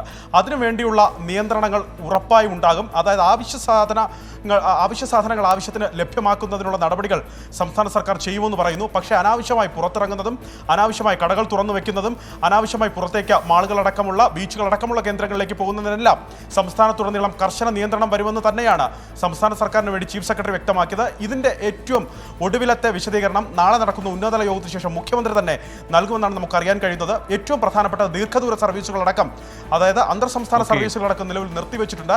ഇത് ജില്ലകൾക്ക് ബാധകമാക്കണമോ എന്നുള്ള കാര്യവും പരിശോധിക്കുന്നുണ്ട്. അതായത് 2 മണിക്കൂറിൽ കൂടുതൽ യാത്ര ചെയ്യാൻ സാധ്യതയുള്ള ജില്ലകളിലേക്കുള്ള ബസ് സർവീസുകൾ പോലും ഒരുപക്ഷെ അതിൽ പോലും നിയന്ത്രണം വന്നേക്കും. അത്തരത്തിൽ കർശന നിയന്ത്രണത്തിലേക്ക് സംസ്ഥാനം കടക്കുമെന്നുള്ള കാര്യത്തിൽ തർക്കമില്ല. Okay, thank you Alex Ram Muhammad. ഞാൻ ശ്രീ രാജ്മോഹൻ ഉണ്ണിത്താനിലേക്ക് വരുന്നു. ശ്രീ രാജ്മോഹൻ ഉണ്ണിത്താൻ, അതായത് ധനമന്ത്രി പറഞ്ഞ ഒരു കാര്യമുണ്ടല്ലോ, അതായത് കേരളം സുസജ്ജമാണ്, ഇങ്ങനെയുള്ള ഏത് അത്യാഹിതത്തെയും നേരിടാൻ നമ്മൾ തയ്യാറായി കഴിഞ്ഞു എന്നാണ് പറയുന്നത്. എനിക്കറിയാം എത്ര നമ്മൾ അങ്ങനെയൊക്കെ അവകാശപ്പെട്ടായാലും കാര്യം ഈ ലോക്ക്ഡൗൺ പോലുള്ള സിസ്റ്റം വന്നു കഴിഞ്ഞാൽ ജനജീവിതം താറുമാറാകാനുള്ള സാധ്യതയൊക്കെ ഉണ്ട്. ഈ കാസർഗോഡ് ജില്ല ഇപ്പോൾ ഏറ്റവും ശ്രദ്ധ കേന്ദ്രമായി മാറിയിരിക്കുന്ന ഈ ജില്ലയിൽ സജ്ജീകരണങ്ങൾ എങ്ങനെയാണെന്നാണ് ഒരു MP എന്നുള്ള നിലയിൽ താങ്കൾ മനസ്സിലാക്കുന്നത്? ശ്രീകണ്ഠൻ നായർ, അതിനു മുമ്പ് ശ്രീ തോമസ് ഐസക് പറഞ്ഞ ഒരു കാര്യം ശരിയാണ്. ഈ COVID-19 അല്ലെങ്കിൽ ഈ പറയപ്പെടുന്ന കൊറോണ വൈറസ് ചൈനയിലെ വുഹാനിൽ വ്യാപകമാവുകയും മരണം വ്യാപകമാവുകയും ചെയ്ത പശ്ചാത്തലത്തിൽ ഈ വിഷയം ആദ്യമായി ഇന്ത്യൻ പാർലമെൻറ്റ് അവതരിപ്പിക്കുന്നത് കേരളത്തിൽ നിന്നുള്ള പാർലമെൻറ്റ് അംഗങ്ങളാണ്. പക്ഷേ വളരെ ലാഘവ ബുദ്ധിയോടുകൂടിയാണ് ഈ കൊറോണ വൈറസിനെ കുറിച്ച് പാർലമെൻറ്റിൽ ഞങ്ങൾ ഈ വിഷയം അവതരിപ്പിക്കുമ്പോൾ കേന്ദ്ര ഗവൺമെൻറ് അതെടുത്തിട്ടുള്ളത്. എന്നാൽ കേന്ദ്ര ഗവൺമെൻറ് വളരെ ഗൗരവമായ ഒരു പ്രസ്താവനയുമായി രംഗത്ത് വരുന്നത് എല്ലാവർക്കും അറിയാം. ഏതാണ്ട് 1062ഓളം ആളുകൾ അതിദാരുണമായി കൊല ചെയ്യപ്പെട്ട വർഗീയ കലാപത്തിന് ശേഷമാണ്. ആ വർഗീയ കലാപത്തെക്കുറിച്ച് ചർച്ച ചെയ്യണമെന്ന് പാർലമെൻറ്റിൽ ചർച്ച ചെയ്യണമെന്ന് ഞങ്ങൾ ആവശ്യപ്പെട്ട് പാർലമെൻറ്റിൽ അതിശക്തമായ നിലപാട് സ്വീകരിച്ച ഒരു MP-യാണ് ഞാൻ. അതിൻ്റെ പേരിൽ ഞാനടക്കം 7 പേരെ പാർലമെൻറ്റിൽ നിന്ന് സസ്പെൻഡ് ചെയ്തു. ഈ വർഗീയ കലാപത്തെക്കുറിച്ച് ചർച്ച ചെയ്യണം. അപ്പോൾ ആ വർഗീയ കലാപത്തെക്കുറിച്ചുള്ള പ്രതിപക്ഷത്തിൻ്റെ രോഷപ്രകടനം ഒന്ന് ശമിപ്പിക്കാൻ ഈ കൊറോണ വൈറസിൻ്റെ പ്രസ്താവനയുമായി ആരോഗ്യമന്ത്രി രംഗത്ത് വരുന്ന ചിത്രമാണ് ഞങ്ങൾ കണ്ടത്. അന്നും ഞങ്ങൾ ചോദിച്ചു, ഈ കൊറോണ വളരെ ഗൗരവമായി ചർച്ച ചെയ്യേണ്ട ഒരു വിഷയമായിട്ട് പോലും ഇത്രയും ദിവസം അതിനെക്കുറിച്ചൊരു പ്രസ്താവന പാർലമെൻറ്റിൽ പോലും നടത്താത്ത ആരോഗ്യമന്ത്രി ഇപ്പോൾ ഈ പ്രസ്താവനയുമായി വന്നിട്ടുള്ളത് ഈ വിഷയം മാറ്റാനാണ്, അല്ലെങ്കിൽ ഈ ഡൽഹി കലാപത്തിൽ നിന്ന് ശ്രദ്ധ തിരിക്കാനാണെന്ന് പറഞ്ഞു. അപ്പോൾ കേന്ദ്ര ഗവൺമെൻറ് ഇത് അത്ര ഗൗരവത്തിൽ എടുത്തിട്ടില്ല എന്നുള്ളത് നഗ്നമായ ഒരു യാഥാർത്ഥ്യമാണ്. ഇപ്പോഴാണ് ഈ ജനതാ കർഫ്യൂ ആയിട്ട് വരുന്നതിന് മുമ്പ് ഞാൻ ഡൽഹിയിൽ പാർലമെൻറ്റ് സമ്മേളനത്തിൽ പങ്കെടുക്കില്ലേ, അവിടെ നടക്കുന്ന സംഭവം എനിക്കറിയാം. നാളെ പാർലമെൻറ്റ് 11 മണിക്ക് ആരംഭിക്കേണ്ട പാർലമെൻറ്റ് 2 മണിക്ക് മാറ്റി വെച്ചിരിക്കുന്നു. അതിനിടയ്ക്ക് ബംഗാളിൽ നിന്നുള്ള തൃണമൂൽ കോൺഗ്രസ് പാർലമെൻറ്റ് ബഹിഷ്കരിക്കുന്നു. പാർലമെൻറ്റ് റദ്ദാക്കണം, സമ്മേളനം റദ്ദാക്കണമെന്ന് പറയുന്നു. പ്രധാനമന്ത്രി ഒരു കാരണവശാലും റദ്ദാക്കില്ലെന്ന് പറയുന്നു. നാളെ എങ്ങനെയാണ് ഈ ആഭ്യന്തര വിമാന സർവീസ് നിർത്തലാക്കിയാൽ ഇന്ത്യയിലെ പല ഭാഗത്തേക്കും മടങ്ങിപ്പോയ പാർലമെൻറ്റ് അംഗങ്ങൾ ഡൽഹിയിൽ എങ്ങനെ തിരിച്ചെത്തും? അപ്പോൾ അതൊരു വിഷയം അവിടെ നിൽക്കട്ടെ. ഇപ്പോൾ ഇവിടെ നമ്മളെ സംബന്ധിച്ച് പറഞ്ഞാൽ ഇപ്പോഴും നമ്മൾ ചർച്ച ചെയ്യുന്നത് ഷട്ട് ഡൗൺ കാസർഗോഡ് പ്രഖ്യാപിച്ചു എന്നാണ്. കാസർഗോഡ് ഒരു ഷട്ട് ഡൗണും പ്രഖ്യാപിച്ചിട്ടില്ല. 144 പ്രഖ്യാപിച്ചിട്ടുള്ളത്. 144 മാത്രമേ അവിടെ പ്രഖ്യാപിച്ചുള്ളൂ. പക്ഷേ 144 പ്രഖ്യാപിച്ചാലും കാസർഗോഡിൻ്റെ ഒരവസ്ഥ എല്ലാവർക്കും അറിയാം. പ്രത്യേകിച്ച് പാർലമെൻറ്റ് അംഗമായി ഞാൻ പറഞ്ഞ് മനസ്സിലാക്കി തരേണ്ടതില്ല. ആ 144 ഒന്നും കർശനമായി പാലിക്കാൻ അവിടുത്തെ ആളുകൾ തയ്യാറാകാതെ വരുന്നു. അതുകൊണ്ടാണ് കൂടുതൽ ആളുകൾക്ക് ഇത് വ്യാപിക്കാതിരിക്കാൻ വേണ്ടി ഞാൻ പറഞ്ഞത് കർശനമായ നിയന്ത്രണം ഭരണാധികാരികളിൽ നിന്ന് വരണം. ഇവിടെ ഈ ചർച്ചയിൽ പങ്കെടുക്കുന്നത് നമ്മുടെ സംസ്ഥാനത്തെ ധനകാര്യമന്ത്രിയാണ്. ഇപ്പോൾ ചീഫ് സെക്രട്ടറി ഒരു കമ്മ്യൂണിക്കേഷൻ നടത്തിയിരിക്കുന്നു. അപ്പോൾ ഈ കമ്മ്യൂണിക്കേറ്റ് ചെയ്യുന്നതിന് മുമ്പ് ക്യാബിനറ്റ് മന്ത്രിമാർക്ക് പോലും അവരും കിട്ടിയിട്ടില്ല. മാത്രമല്ല കേന്ദ്രം പല പ്രഖ്യാപനങ്ങളും നടത്തുമ്പോൾ ആ പ്രഖ്യാപനങ്ങൾ സംസ്ഥാന ഗവൺമെൻറ്റുമായി കൂടി ആലോചിച്ചിട്ട് നടത്തിയാൽ കൂടുതൽ ഫലപ്രദമായ നടപടികൾ സംസ്ഥാന ഗവൺമെൻറ് സ്വീകരിക്കാൻ പറ്റും. ഇപ്പോൾ കേന്ദ്ര ഗവൺമെൻറ് പ്രഖ്യാപനം വന്നല്ലോ, എത്രയോ ജില്ലകൾ ഷട്ട് ഡൗൺ ചെയ്തു എന്ന്. അപ്പോൾ ഷട്ട് ഡൗൺ ചെയ്ത വാർത്ത അത് ഓരോ സംസ്ഥാനത്തിനും കൈമാറണം. ഈ ഷട്ട് ഡൗൺ ചെയ്യുന്നത് കേരളത്തിലല്ലെങ്കിൽ പോലും ഇന്ത്യയിൽ ഏതൊക്കെ സംസ്ഥാനത്താണ് ഷട്ട് ഡൗൺ ചെയ്തത്, എന്താണ് ഷട്ട് ഡൗൺ ചെയ്യാൻ കേന്ദ്ര ഗവൺമെൻറ്റിനെ പ്രേരിപ്പിച്ച വികാരം ആ വികാരം ഇന്ത്യയിലെ 29 സംസ്ഥാനങ്ങളിലും ഷെയർ ചെയ്യാൻ കേന്ദ്രം ഭരിക്കുന്നവർ തയ്യാറാകണം. അതുകൊണ്ട് 35 സ്ഥലത്ത് ഷട്ട് ഡൗൺ ചെയ്യേണ്ട സാഹചര്യം ഉണ്ടായിരിക്കുന്നതുകൊണ്ട് കേരളം അതീവ ജാഗ്രത പാലിക്കണം. അതുകൊണ്ട് അവിടെ ഈ അവസ്ഥ ഉണ്ടാകാതിരിക്കാൻ കൂടുതൽ ജാഗ്രത, മുൻകരുതൽ, മുന്നൊരുക്കം ഇതുണ്ടാക്കണമെന്ന് പറയേണ്ട ബാധ്യത കേന്ദ്രത്തിനുണ്ട്. ഇപ്പോൾ ചീഫ് സെക്രട്ടറിയുടെ പ്രഖ്യാപനം വരുന്നതിന് മുമ്പ് സംസ്ഥാന മന്ത്രിമാരെ ഇവർ അറിയിക്കണ്ടേ? അതും ചെയ്തിട്ടില്ല. ഒരു കമ്മ്യൂണിക്കേഷൻ ഗ്യാപ്പ് വ്യാപകമായിട്ടുണ്ട് എന്നുള്ളത് നഗ്നമായ യാഥാർത്ഥ്യമാണ്. ഓക്കെ, ഞാൻ അതിനെക്കുറിച്ചൊന്ന് ഡോക്ടർ തോമസ് ഐസക്കിനോട് ചോദിക്കാം. ഇന്ന് രാവിലെ ചീഫ് സെക്രട്ടറി നടത്തിയ വാർത്താ സമ്മേളനത്തിൽ അദ്ദേഹം പറയുകയുണ്ടായി, ഇന്ന് കാസർഗോഡ് ജനതാ കർഫ്യൂ 9 മണിക്ക് അവസാനിച്ചു കഴിഞ്ഞാലും ആളുകൾ പുറത്തിറങ്ങാൻ പാടില്ല. ശ്രീ രാജ്മോഹൻ ഉണ്ണിത്താൻ ചോദിച്ചൊരു ചോദ്യമുണ്ടല്ലോ, ഇതിനകത്തൊരു കമ്മ്യൂണിക്കേഷൻ ഗ്യാപ്പ് നിലനിൽക്കുന്നുണ്ടോ? സംസ്ഥാന ക്യാബിനറ്റും അതുപോലുള്ള ഉന്നതതലത്തിലുള്ള മന്ത്രിമാരും അറിയാതെയാണോ ചീഫ് സെക്രട്ടറി ഇങ്ങനെയൊരു പ്രസ്താവന നടത്തുന്നത്? അതോ ശ്രീ രാജ്മോഹൻ ഉണ്ണിത്താൻ പറഞ്ഞതുപോലെ ഇതിൽ യഥാർത്ഥത്തിലൊരു വിനിമയ വിടവ് ഉണ്ടോ? വൈകിട്ടായിരുന്നു അദ്ദേഹത്തിന്റെ പ്രസ് മീറ്റിംഗ്. സെക്രട്ടറിയായിട്ടാണ് തോന്നുന്നു സംസ്ഥാന ചീഫ് സെക്രട്ടറിമാരുടെ കോൺഫറൻസ് ഉണ്ടായിരുന്നു, അതിൻ്റെ വീഡിയോ കോൺഫറൻസിങ് ഉണ്ടായിരുന്നു. അവിടെ വന്ന നിർദ്ദേശവും കാര്യങ്ങളും വെച്ചിട്ട് അദ്ദേഹം പത്രക്കാരോട് സംസാരിച്ചു. പക്ഷേ സംസ്ഥാന സർക്കാർ ഇത് പരിശോധിച്ചിട്ട് എന്ത് വേണം എന്നൊരു തീരുമാനത്തിലേക്ക് എത്തിയിട്ടില്ല. കാസർഗോഡ് കാര്യത്തിൽ യാതൊരു സംശയവും വേണ്ട, വളരെ കർശനമായിട്ടുള്ള ഉണ്ണിത്താൻ പറഞ്ഞതുപോലുള്ള നിലപാട് തന്നെ സ്വീകരിക്കേണ്ടി വരും. സ്വല്പമെല്ലാം ഈ കർക്കശം കൂടുമ്പോൾ ഉള്ള പ്രയാസങ്ങൾ വരും, പക്ഷെ ഒഴിവാക്കാൻ പാടില്ല. അവിടെ ഈ പറഞ്ഞതുപോലെ ഇന്നത്തെ കർഫ്യൂ നിലവാരം അതുപോലെ തന്നെ നമുക്ക് ഒരുപക്ഷെ മുന്നോട്ട് കൊണ്ടുവേണ്ടി വന്നേക്കാം. മുഖ്യമന്ത്രിയുടെ ഓഫീസ് കാസർഗോഡ് കൂടുതൽ കർശനമായ നിയന്ത്രണങ്ങൾ ഉണ്ടാവും എന്ന് തന്നെ ഉറപ്പിച്ചു പറഞ്ഞിട്ടുണ്ട്. പക്ഷേ ഇപ്പോൾ പല ജില്ലകളിലും പല രീതിയിലാണ്, അവിടുത്തെ സാഹചര്യങ്ങൾ നോക്കിയിട്ടാണ്. ഉദാഹരണത്തിന് ആലപ്പുഴ ആദ്യത്തെ ഒരു കേസ് ആശുപത്രിയിൽ ഐസൊലേറ്റ് ചെയ്ത് ആലപ്പുഴയിലാണ്, പൂർണ്ണമായിട്ടും സുഖപ്പെട്ടു. അതിനുശേഷം പത്തനംതിട്ട ഇത്രയും പ്രശ്നങ്ങളുണ്ടായിട്ടും അതീവ ജാഗ്രത പുലർത്തിക്കൊണ്ട് ആലപ്പുഴയിൽ മറ്റൊരു കേസ് വന്നിട്ടില്ല. എന്ന് മാത്രമല്ല കർശനമായ നിയന്ത്രണങ്ങൾ അവിടെ 144 ഉണ്ട്. 10 പേരിൽ കൂടുതൽ, 144 10 പേരിൽ കൂടുതൽ ഒരു പൊതുസ്ഥലത്തും സമ്മേളിക്കാൻ പാടില്ല എന്നുള്ള നിർദ്ദേശമുണ്ട്, നടപ്പാക്കുന്നുണ്ട് വലിയൊരു പരിധി വരെ.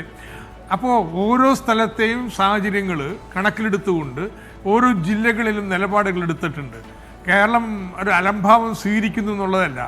അപ്പോൾ ഇനി ഈ നിയന്ത്രണങ്ങളിൽ ഡോക്ടർ തോമസ് ഐസക്, ശ്രീ രാജ്മോഹൻ ഉണ്ണിത്താന്റെ ഒരു ആക്ഷേപമുണ്ടല്ലോ, അതായത് കേന്ദ്ര സർക്കാർ സമയത്തിടപെടാതെ വളരെ ലാഘവത്തോടെ ഈ ഒരു കൊറോണ വൈറസിന്റെ കാര്യവും കൈകാര്യം ചെയ്തു എന്ന് പറയുന്നതിൽ താങ്കളുടെ ഒരു അഭിപ്രായം എങ്ങനെയാണ്?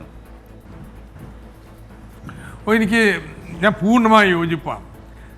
അത് ഇദ്ദേഹത്തിന് മാത്രമല്ല, ലോകത്തെമ്പാടുമുള്ള ടോട്ടലി വലതുപക്ഷ നിലപാട് സ്വീകരിക്കുന്ന ട്രംപ്, ബ്രസീൽ, ഇങ്ങനെയൊക്കെയുള്ള രാജ്യങ്ങളിലെ എല്ലാ പ്രധാനമന്ത്രിമാരുമെല്ലാം ഇതൊരു ലിബറലുകളുടെ വേവലാതിയാണ്, ഉണ്ടാക്കിയെടുക്കുന്നതാണ്.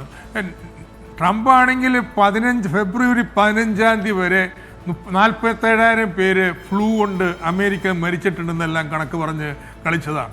ഇപ്പം അദ്ദേഹം മാറ്റി പറയുന്നുണ്ട്, പാക പരിഭ്രാന്തിയിലാണ്.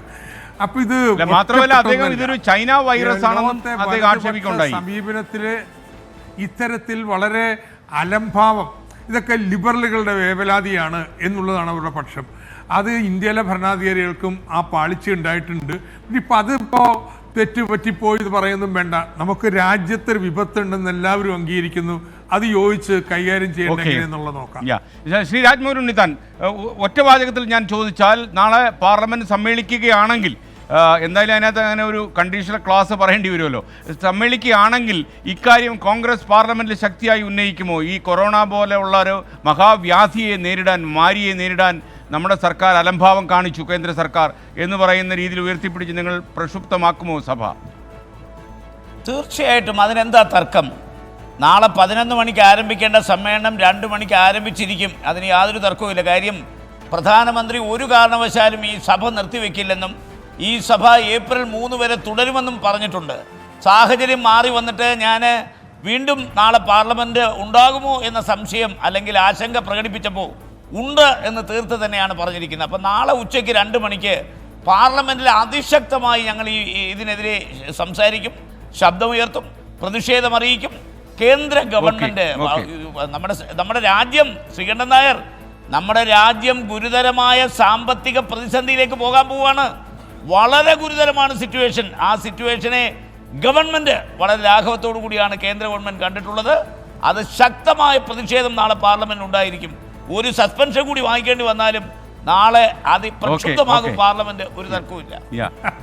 ഇനി ഡോക്ടർ പത്മനാഭ ഷെണായിലേക്ക് ഞാൻ ഇന്ന് പോകുന്നു. നിങ്ങൾ ശ്രീ രാജ്മോഹൻ ഉണ്ണിത്താനും ഡോക്ടർ തോമസ് ഐസക്കും അല്പനേരം ഈ പ്രൊഫഷണൽ എറണാകുളത്ത് വളരെ അറിയപ്പെടുന്ന ഡോക്ടർ പത്മനാഭ ഷെണായിയുടെ ഈ ചില വിലയിരുത്തലുകൾ ഒന്ന് മനസ്സിലാക്കണം എന്നാണ് എനിക്ക് അഭ്യർത്ഥിക്കാനുള്ളത്.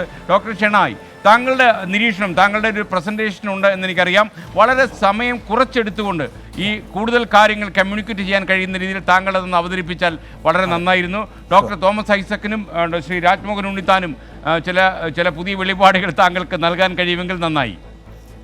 അപ്പം നമ്മൾ ഇതിൽ ഇപ്പം ഞാൻ നേരത്തെ പറഞ്ഞു, നമുക്ക് 1.5 മാസത്തെ എക്സ്പീരിയൻസ് ഉണ്ട് ഈ വൈറസിനെ കുറിച്ച്. അപ്പോൾ എന്താണ് നമ്മൾ ഈ 1.5 മാസത്തിൽ ഈ വൈറസിനെ കുറിച്ച് പഠിച്ചതെന്നുള്ളതാണ് അടുത്തൊരു 3-4 മിനിറ്റിൽ ഞാൻ പറയാം. ഈ ഡയമണ്ട് പ്രിൻസസ് എന്ന് പറഞ്ഞ ഒരു ഷിപ്പിനെ കുറിച്ച് നമുക്കെല്ലാം അറിയാം. അവിടെ ഒരു ചൈനക്കാരനതിൽ കയറി അസുഖമുള്ള ഒരാളുണ്ടായിരുന്നു. അയാൾ ഈ 3700 പേര് ഹൈ റിസ്ക് കോൺടാക്റ്റായി. ഈ 3700 പേരിൽ കൂടെ അയാൾ സഹവസിച്ചു. അപ്പോൾ ഇതിൽ സംഭവിച്ചതെന്ന് വെച്ച് കഴിഞ്ഞാൽ 3 ഫെബ്രുവരിക്ക് അത് ക്വാറൻറ്റൈൻ ചെയ്തു ജപ്പാനിൽ. അത് കഴിഞ്ഞ് അതിലുള്ള എല്ലാവരെയും ടെസ്റ്റ് ചെയ്തു.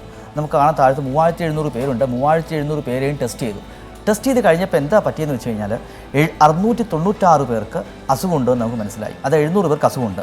അതിൽ ഏറ്റവും ഇമ്പോർട്ടൻ്റ് ആയിട്ടുള്ള കാര്യം എന്ന് പറയുന്നത് 41% ആളുകൾക്കും ഒരു സിംറ്റം ഉണ്ടായിരുന്നില്ല. പനിയില്ല, ചുമയില്ല, ഒന്നുമില്ല ഉണ്ടായിരുന്നുള്ളൂ. 58% ആളുകൾക്കും ഒരു സിംറ്റവും ഇല്ല. 41% പനിയുണ്ട്, 58% ഒരു സിംറ്റവും ഇല്ല. അപ്പോൾ അതിൽ നമ്മൾ മനസ്സിലാക്കേണ്ടതെന്ന് വെച്ച് കഴിഞ്ഞാൽ മെജോറിറ്റി, അതായത് ഭൂരിഭാഗം ആൾക്കാർക്കും കൊറോണ പോസിറ്റീവ് ആണെങ്കിലും ഒരു സിംറ്റം ഉണ്ടാകത്തില്ല. അതുകൊണ്ട് പക്ഷേ അപ്പോൾ തന്നെ നമുക്കറിയാം, ഈ ആളുകൾ സാധാരണയായിട്ട് ചോദിക്കുന്ന കാര്യമാണ് സിംറ്റം ഇല്ലെങ്കിൽ എന്താണ്, ഞാൻ ചുമക്കത്തില്ലോ പകരത്തില്ലോ എന്ന്. അതിനെതിരെയും ആളുകൾ വളരെ ക്ലിയർ ആയിട്ട് ചൈനയിൽ നിന്ന് നമുക്ക് ഡേറ്റ വന്നിട്ടുണ്ട്. അവർ പറയുന്നതെന്ന് വെച്ച് കഴിഞ്ഞാൽ സിംറ്റം വരുന്നതിന് മുമ്പ് തന്നെയും, അതായത് സിംറ്റം വരുന്നതിനും അസിംറ്റമാറ്റിക് ആയിട്ടുള്ളപ്പോഴും ടോട്ടലി സിംറ്റം ഇല്ലാത്ത ആളുകളിൽ നിന്ന് വേറെ ആളുകൾക്ക് അസുഖം പടരുന്നത് വളരെ ക്ലിയർ ആയിട്ട് പ്രൂവ് ചെയ്തിട്ടുണ്ട്. ഇത് ഒരു വളരെ വലിയൊരു സ്റ്റഡിയാണ്, ചൈനയിൽ തന്നെ വന്നതാണ്. ഇതിൽ 1080 കൊറോണ രോഗികളെ അവർ സ്റ്റഡി ചെയ്തു. അവർക്ക് എന്താ കണ്ടുപിടിക്കാൻ സാധിച്ചതെന്ന് വെച്ച് കഴിഞ്ഞാൽ ഈ 43% മാത്രമേ ഈ കൊറോണ പോസിറ്റീവായി ഹോസ്പിറ്റലിൽ വരുന്ന സമയത്ത് പനി ഉണ്ടായിരുന്നുള്ളൂ. അതിൻ്റെ അർത്ഥം എന്താണ്? മെജോറിറ്റി ആളുകൾക്ക് ഒരു സിംറ്റവും ഇല്ല. സിംറ്റം പിന്നെ ഉണ്ടാകും, പക്ഷേ ആ സമയത്ത് സിംറ്റം ഇല്ല. അതിൻ്റെ അർത്ഥം 100 പേർക്ക് നമ്മൾ അസുഖം ഡിറ്റക്ട് ചെയ്തു. ഫോർ എക്സാമ്പിൾ ഇന്ത്യയിൽ മാർച്ച് 15-ാം തീയതി ഒരു 5-6 ദിവസം മുമ്പ് നമുക്കറിയാം 100 പേർക്ക് ഡിറ്റക്ട് ചെയ്തിട്ടുണ്ട്. ആ 100 പേർക്ക് ഡിറ്റക്ട് ചെയ്യുന്ന ദിവസം 100 പേർക്ക് ഒരു സിംറ്റവും കാണത്തില്ല. അവർക്ക് ടോട്ടലി അസിംറ്റമാറ്റിക് ആയിട്ട്. അവരുടെ പ്രശ്നം എന്താ? അവർ അസിംറ്റമാറ്റിക് ആയതുകൊണ്ട് അവർ കമ്മ്യൂണിറ്റിയിൽ നടന്ന് ആളുകൾ ഇടപെട്ട് അവർ അസുഖത്തെ കൂടുതൽ പടർത്തിക്കൊണ്ടിരിക്കും. വേറെ 100 പേർക്ക് ചെറിയ പനിയോ ചെറിയ എന്തെങ്കിലും സിംറ്റം കാണും, അവരെ ഡിറ്റക്ട് ചെയ്യാൻ ബുദ്ധിമുട്ടാണ്. അപ്പോൾ 100 പേര് പനിയുള്ളവരെ നമ്മൾ കണ്ടുപിടിക്കുമ്പോൾ ആക്ച്വൽ നമ്പർ നമുക്ക് 300 പേർക്കാണ് അസുഖമുള്ളത്. ഈ 300 പേര് 3 പേർക്ക് കൊടുത്തു കഴിഞ്ഞാൽ 900 ആയി. അതുകൊണ്ട് 10 ദിവസം കഴിയുമ്പോൾ എന്ത് പറ്റും? 1200 പേർക്ക് അസുഖം ഉണ്ടാകും നമ്മുടെ കമ്മ്യൂണിറ്റിയിൽ. അതാണ് പ്രധാനമന്ത്രിയൊക്കെ എന്ന് പറഞ്ഞ് വിസ്ഫോടനം ഉണ്ടാകുന്നു എന്ന്. ഈ ഒരു ഫാക്റ്റ് മനസ്സിലാക്കാൻ പരാജയപ്പെട്ടുകൊണ്ടാണ് ഇറ്റലിയിലും ജർമ്മനിയിലും എല്ലാം ഇതുപോലൊരു വിസ്ഫോടനങ്ങളുണ്ടായത്. അതിൻ്റെ അർത്ഥം നമ്മൾ എസിംറ്റമാറ്റിക് ആൾക്കാരെ കണ്ടുപിടിക്കണം, ആർക്കാണ് കോവിഡ് ഉള്ളത്. അതിന് എന്ത് ചെയ്യണം? എല്ലാ ഹൈ റിസ്ക് കോൺടാക്റ്റിനെയും നമ്മൾ ടെസ്റ്റ് ചെയ്ത് നോക്കണം. അത് ചെയ്തില്ലെങ്കിൽ എല്ലാ ഹൈ റിസ്ക് കോൺടാക്റ്റിനെയും നമ്മൾ ഐസൊലേറ്റ് ചെയ്യണം, ക്വാറൻറ്റൈൻ ചെയ്യണം. അപ്പോൾ ഈ ഒരു വോ എന്ന് പറയുന്നൊരു ഡിസ്ട്രിക്റ്റ് ഉണ്ട്, അത് വെനീസിലുള്ള ഒരു ചെറിയൊരു ദ്വീപാണ്. ഈ എക്സ്പീരിമെൻറ്റ് 2 ദിവസം മുമ്പ് പുറത്ത് വന്നതാണ്. അവിടെ ചെറിയൊരു ദ്വീപാണ്, 3300 പേരുടെ ദ്വീപാണ്. അവരെന്ത് ചെയ്തെന്ന് വെച്ച് കഴിഞ്ഞാൽ ഈ 3300 പേരെയും അവർ ടെസ്റ്റ് ചെയ്തു. കാരണം എല്ലാവരും വെനീസിൽ പോയവരാണ്, ഹൈ റിസ്ക് കോൺടാക്ട്സാണ്. എന്നിട്ട് അവർക്ക് മനസ്സിലായി ആദ്യം ഒരു 100 പേർക്ക് പോസിറ്റീവായിരുന്നു. അതിൽ ഏറ്റവും ഇമ്പോർട്ടൻ്റ് ആയിട്ടുള്ളത് പകുതി ആളുകൾക്ക് ഒരു സിംറ്റം ഉണ്ടായിട്ടില്ല. അപ്പോൾ അവരെന്ത് ചെയ്തു? ഈ 100 പേരെയും പിടിച്ച് അവരെ ഐസൊലേറ്റ് ചെയ്തു. പിന്നെ എന്ത് ചെയ്തു? 10 ദിവസം കഴിഞ്ഞ് വീണ്ടും ടെസ്റ്റ് ചെയ്തു. അപ്പോൾ അവർക്ക് 9 പേർക്ക് പോസിറ്റീവായിട്ട് കണ്ടു. ആ 9 പേരിൽ 6 പേര്, അത് 65% ആളുകൾക്ക് ഒരു സിംറ്റം ഉണ്ടാകുന്നില്ല, അവരെ വീണ്ടും ഐസൊലേറ്റ് ചെയ്തു. അതുകൊണ്ട് ഇന്ന് ഈ വോ എന്ന് പറയുന്ന എക്സ്പീരിമെൻ്റാണ് എല്ലാ ഹൈ റിസ്ക് കോൺടാക്റ്റിനെയും ടെസ്റ്റ് ചെയ്ത് അവർ എസിംറ്റമാറ്റിക് ആൾക്കാരെ ക്വാറൻറ്റൈൻ ചെയ്ത് കഴിഞ്ഞാൽ നമുക്ക് സേഫായിട്ട് ഈ അസുഖത്തെ പരാജയപ്പെടുത്താം എന്ന് കണ്ടുപിടിച്ചിട്ടുണ്ട്. അതുകൂടാതെ ഈ ചാർട്ടാണ് നമ്മൾ ഏറ്റവും ഭയപ്പെടുത്തുന്ന ചാർട്ട്. ഇതിലെന്താ കാണിച്ചിരിക്കുന്നതെന്ന് വെച്ചാൽ എല്ലാ രാജ്യങ്ങളും ഈ 33% എന്ന് പറയുന്ന ട്രജക്ടറി, ഈ 33% എന്ന ട്രജക്ടറിലാണ് പോയിരിക്കുന്നത്. എക്സെപ്റ്റ് 2-3 രാജ്യങ്ങൾ, സിംഗപ്പൂർ, ജപ്പാൻ, അവരൊക്കെ കുറച്ച് താഴത്താണ്. ബാക്കി ഇറ്റലി, ഇറാൻ, ഇവരെല്ലാം ഈ 33%. 33% ഡെയിലി ഗ്രോത്താണ്. അതായത് ഇന്ന് 100 ഉണ്ട്, നാളെ 133, മറ്റന്നാൾ 3 ദിവസം കഴിയുമ്പോൾ 200, അത് 200 3 ദിവസം കഴിയുമ്പോൾ 400, എല്ലാം 3 ദിവസത്തിനും ഇരട്ടിയാകും. അപ്പോൾ ഇന്ത്യയുടെ മാർച്ച് 15th ആണ് ഇന്ത്യയുടെ ഡേ 0. ഡേ 0 എന്ന് പറയുന്നത് 100 കേസ് ആകുന്ന ദിവസത്തിനെയാണ് ഡേ 0 എന്ന് നമ്മൾ പറയുന്നത്. അപ്പോൾ ഇന്ത്യയുടെ ഇത്തരത്തിൽ കണക്ക് നോക്കുവാണെങ്കിൽ നമ്മൾ ആദ്യം വളരെ ആശാവഹമായിരുന്നു. നമ്മുടെ ഡെയിലി ഗ്രോത്ത് നമ്മൾ നോക്കുവാണെങ്കിൽ 5%, പക്ഷേ കഴിഞ്ഞ 2 ദിവസമായിട്ട് പെട്ടെന്ന് ഇത് പിക്കായി 30%-ലോട്ട് പോകുന്നു. അതിൻ്റെ അർത്ഥം എന്താണ്? നമ്മൾ ഈ ഒരു വിസ്ഫോടനാത്മകമായ ഒരു സ്ഥിതിയിലേക്ക് വരുന്നു എന്നുള്ളതാണ് അതിൻ്റെ അർത്ഥം. അപ്പോൾ ഈ ബാക്കി 2 കൺട്രിയായിട്ട് നമ്മൾ കമ്പയർ ചെയ്യുമ്പോൾ നമുക്ക് നോക്കാം. ഇറ്റലിയിൽ ഫെബ്രുവരി 23-ാം തീയതി 76 കേസ് 2 മരണം, USA-യിൽ 64 കേസ് 2 മരണം 3 ആ സ്ഥിതിയിൽ നമ്മൾ മാർച്ച് 15-നെത്തിയ 82 കേസും 2 മരണവും. അങ്ങനെയാണെങ്കിൽ 10 ദിവസം കഴിയുമ്പോൾ, അതായത് ഒരു മാർച്ച് 26 ആകുമ്പോൾ നമ്മൾ ഇവിടെ എത്തും 1678 കേസിലെത്തും, 41 മരണം ഉണ്ടാകും.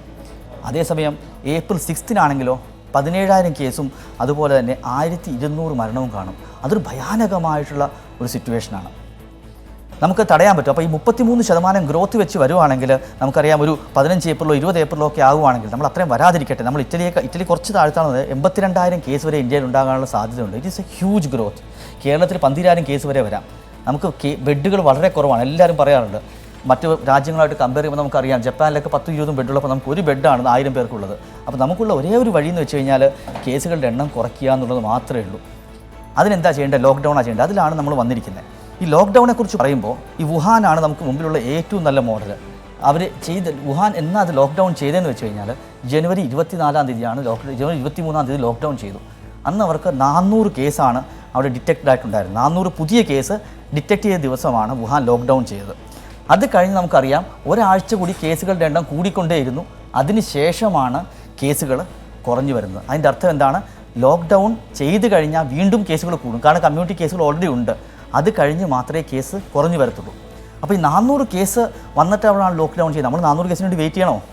പാടില്ല. കാരണം 400 കേസ് ലോക്ക്ഡൗൺ ചെയ്ത വുഹാനിൽ 50,000 പേർക്ക്, 1 കോടി പോപ്പുലേഷൻ, അതായത് 0.5% ആൾക്കാർക്ക് അസുഖം വന്നു. ഇന്ത്യയിൽ 0.5 എന്ന് വെച്ച് കഴിഞ്ഞാൽ 50 ലക്ഷം കേസുകളാണ്. നമുക്ക് ഒരിക്കലും ഹാൻഡിൽ ചെയ്യാൻ പറ്റില്ല. അത്രയും നമുക്ക് വെയിറ്റ് ചെയ്യാൻ പറ്റത്തേ ഇല്ല.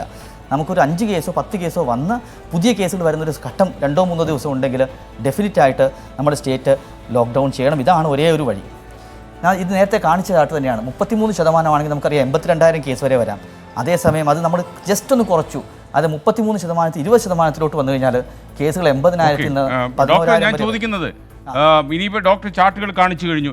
ഡോക്ടറോട് ഞാൻ ചോദിക്കുന്നത്, ഈ ലോക്ക്ഡൗൺ അല്ലാതെ എന്തെങ്കിലും നിയന്ത്രണങ്ങളിലൂടെ നിയന്ത്രിച്ച് നിർത്താൻ ഡോക്ടർക്ക് സജസ്റ്റ് ചെയ്യാനുണ്ടോ സംസ്ഥാന സർക്കാരിന്? അതെ, ലോക്ക്ഡൗൺ ചെയ്യുക. ലോക്ക്ഡൗൺ എക്കണോമിക് ഇംപ്ലിക്കേഷൻ ഉണ്ട്, സോഷ്യൽ ഇംപ്ലിക്കേഷൻ നമുക്കെല്ലാം അറിയാം. ലോക്ക്ഡൗൺ ചെയ്യാതെ ചെയ്യാനുള്ള ഒരു വഴി എന്ന് വെച്ച് കഴിഞ്ഞാൽ എല്ലാ ഹൈ റിസ്ക് കോൺടാക്റ്റിനെയും ടെസ്റ്റ് ചെയ്യുക. ഇപ്പം നമുക്ക് 40,000 പേരും 50,000 പേരും ഉണ്ട്. അവരെ ടെസ്റ്റ് ചെയ്തിട്ട് അവർക്ക് പോസിറ്റീവായിട്ടുള്ളൊരു ഐസൊലേറ്റ് ചെയ്യുക.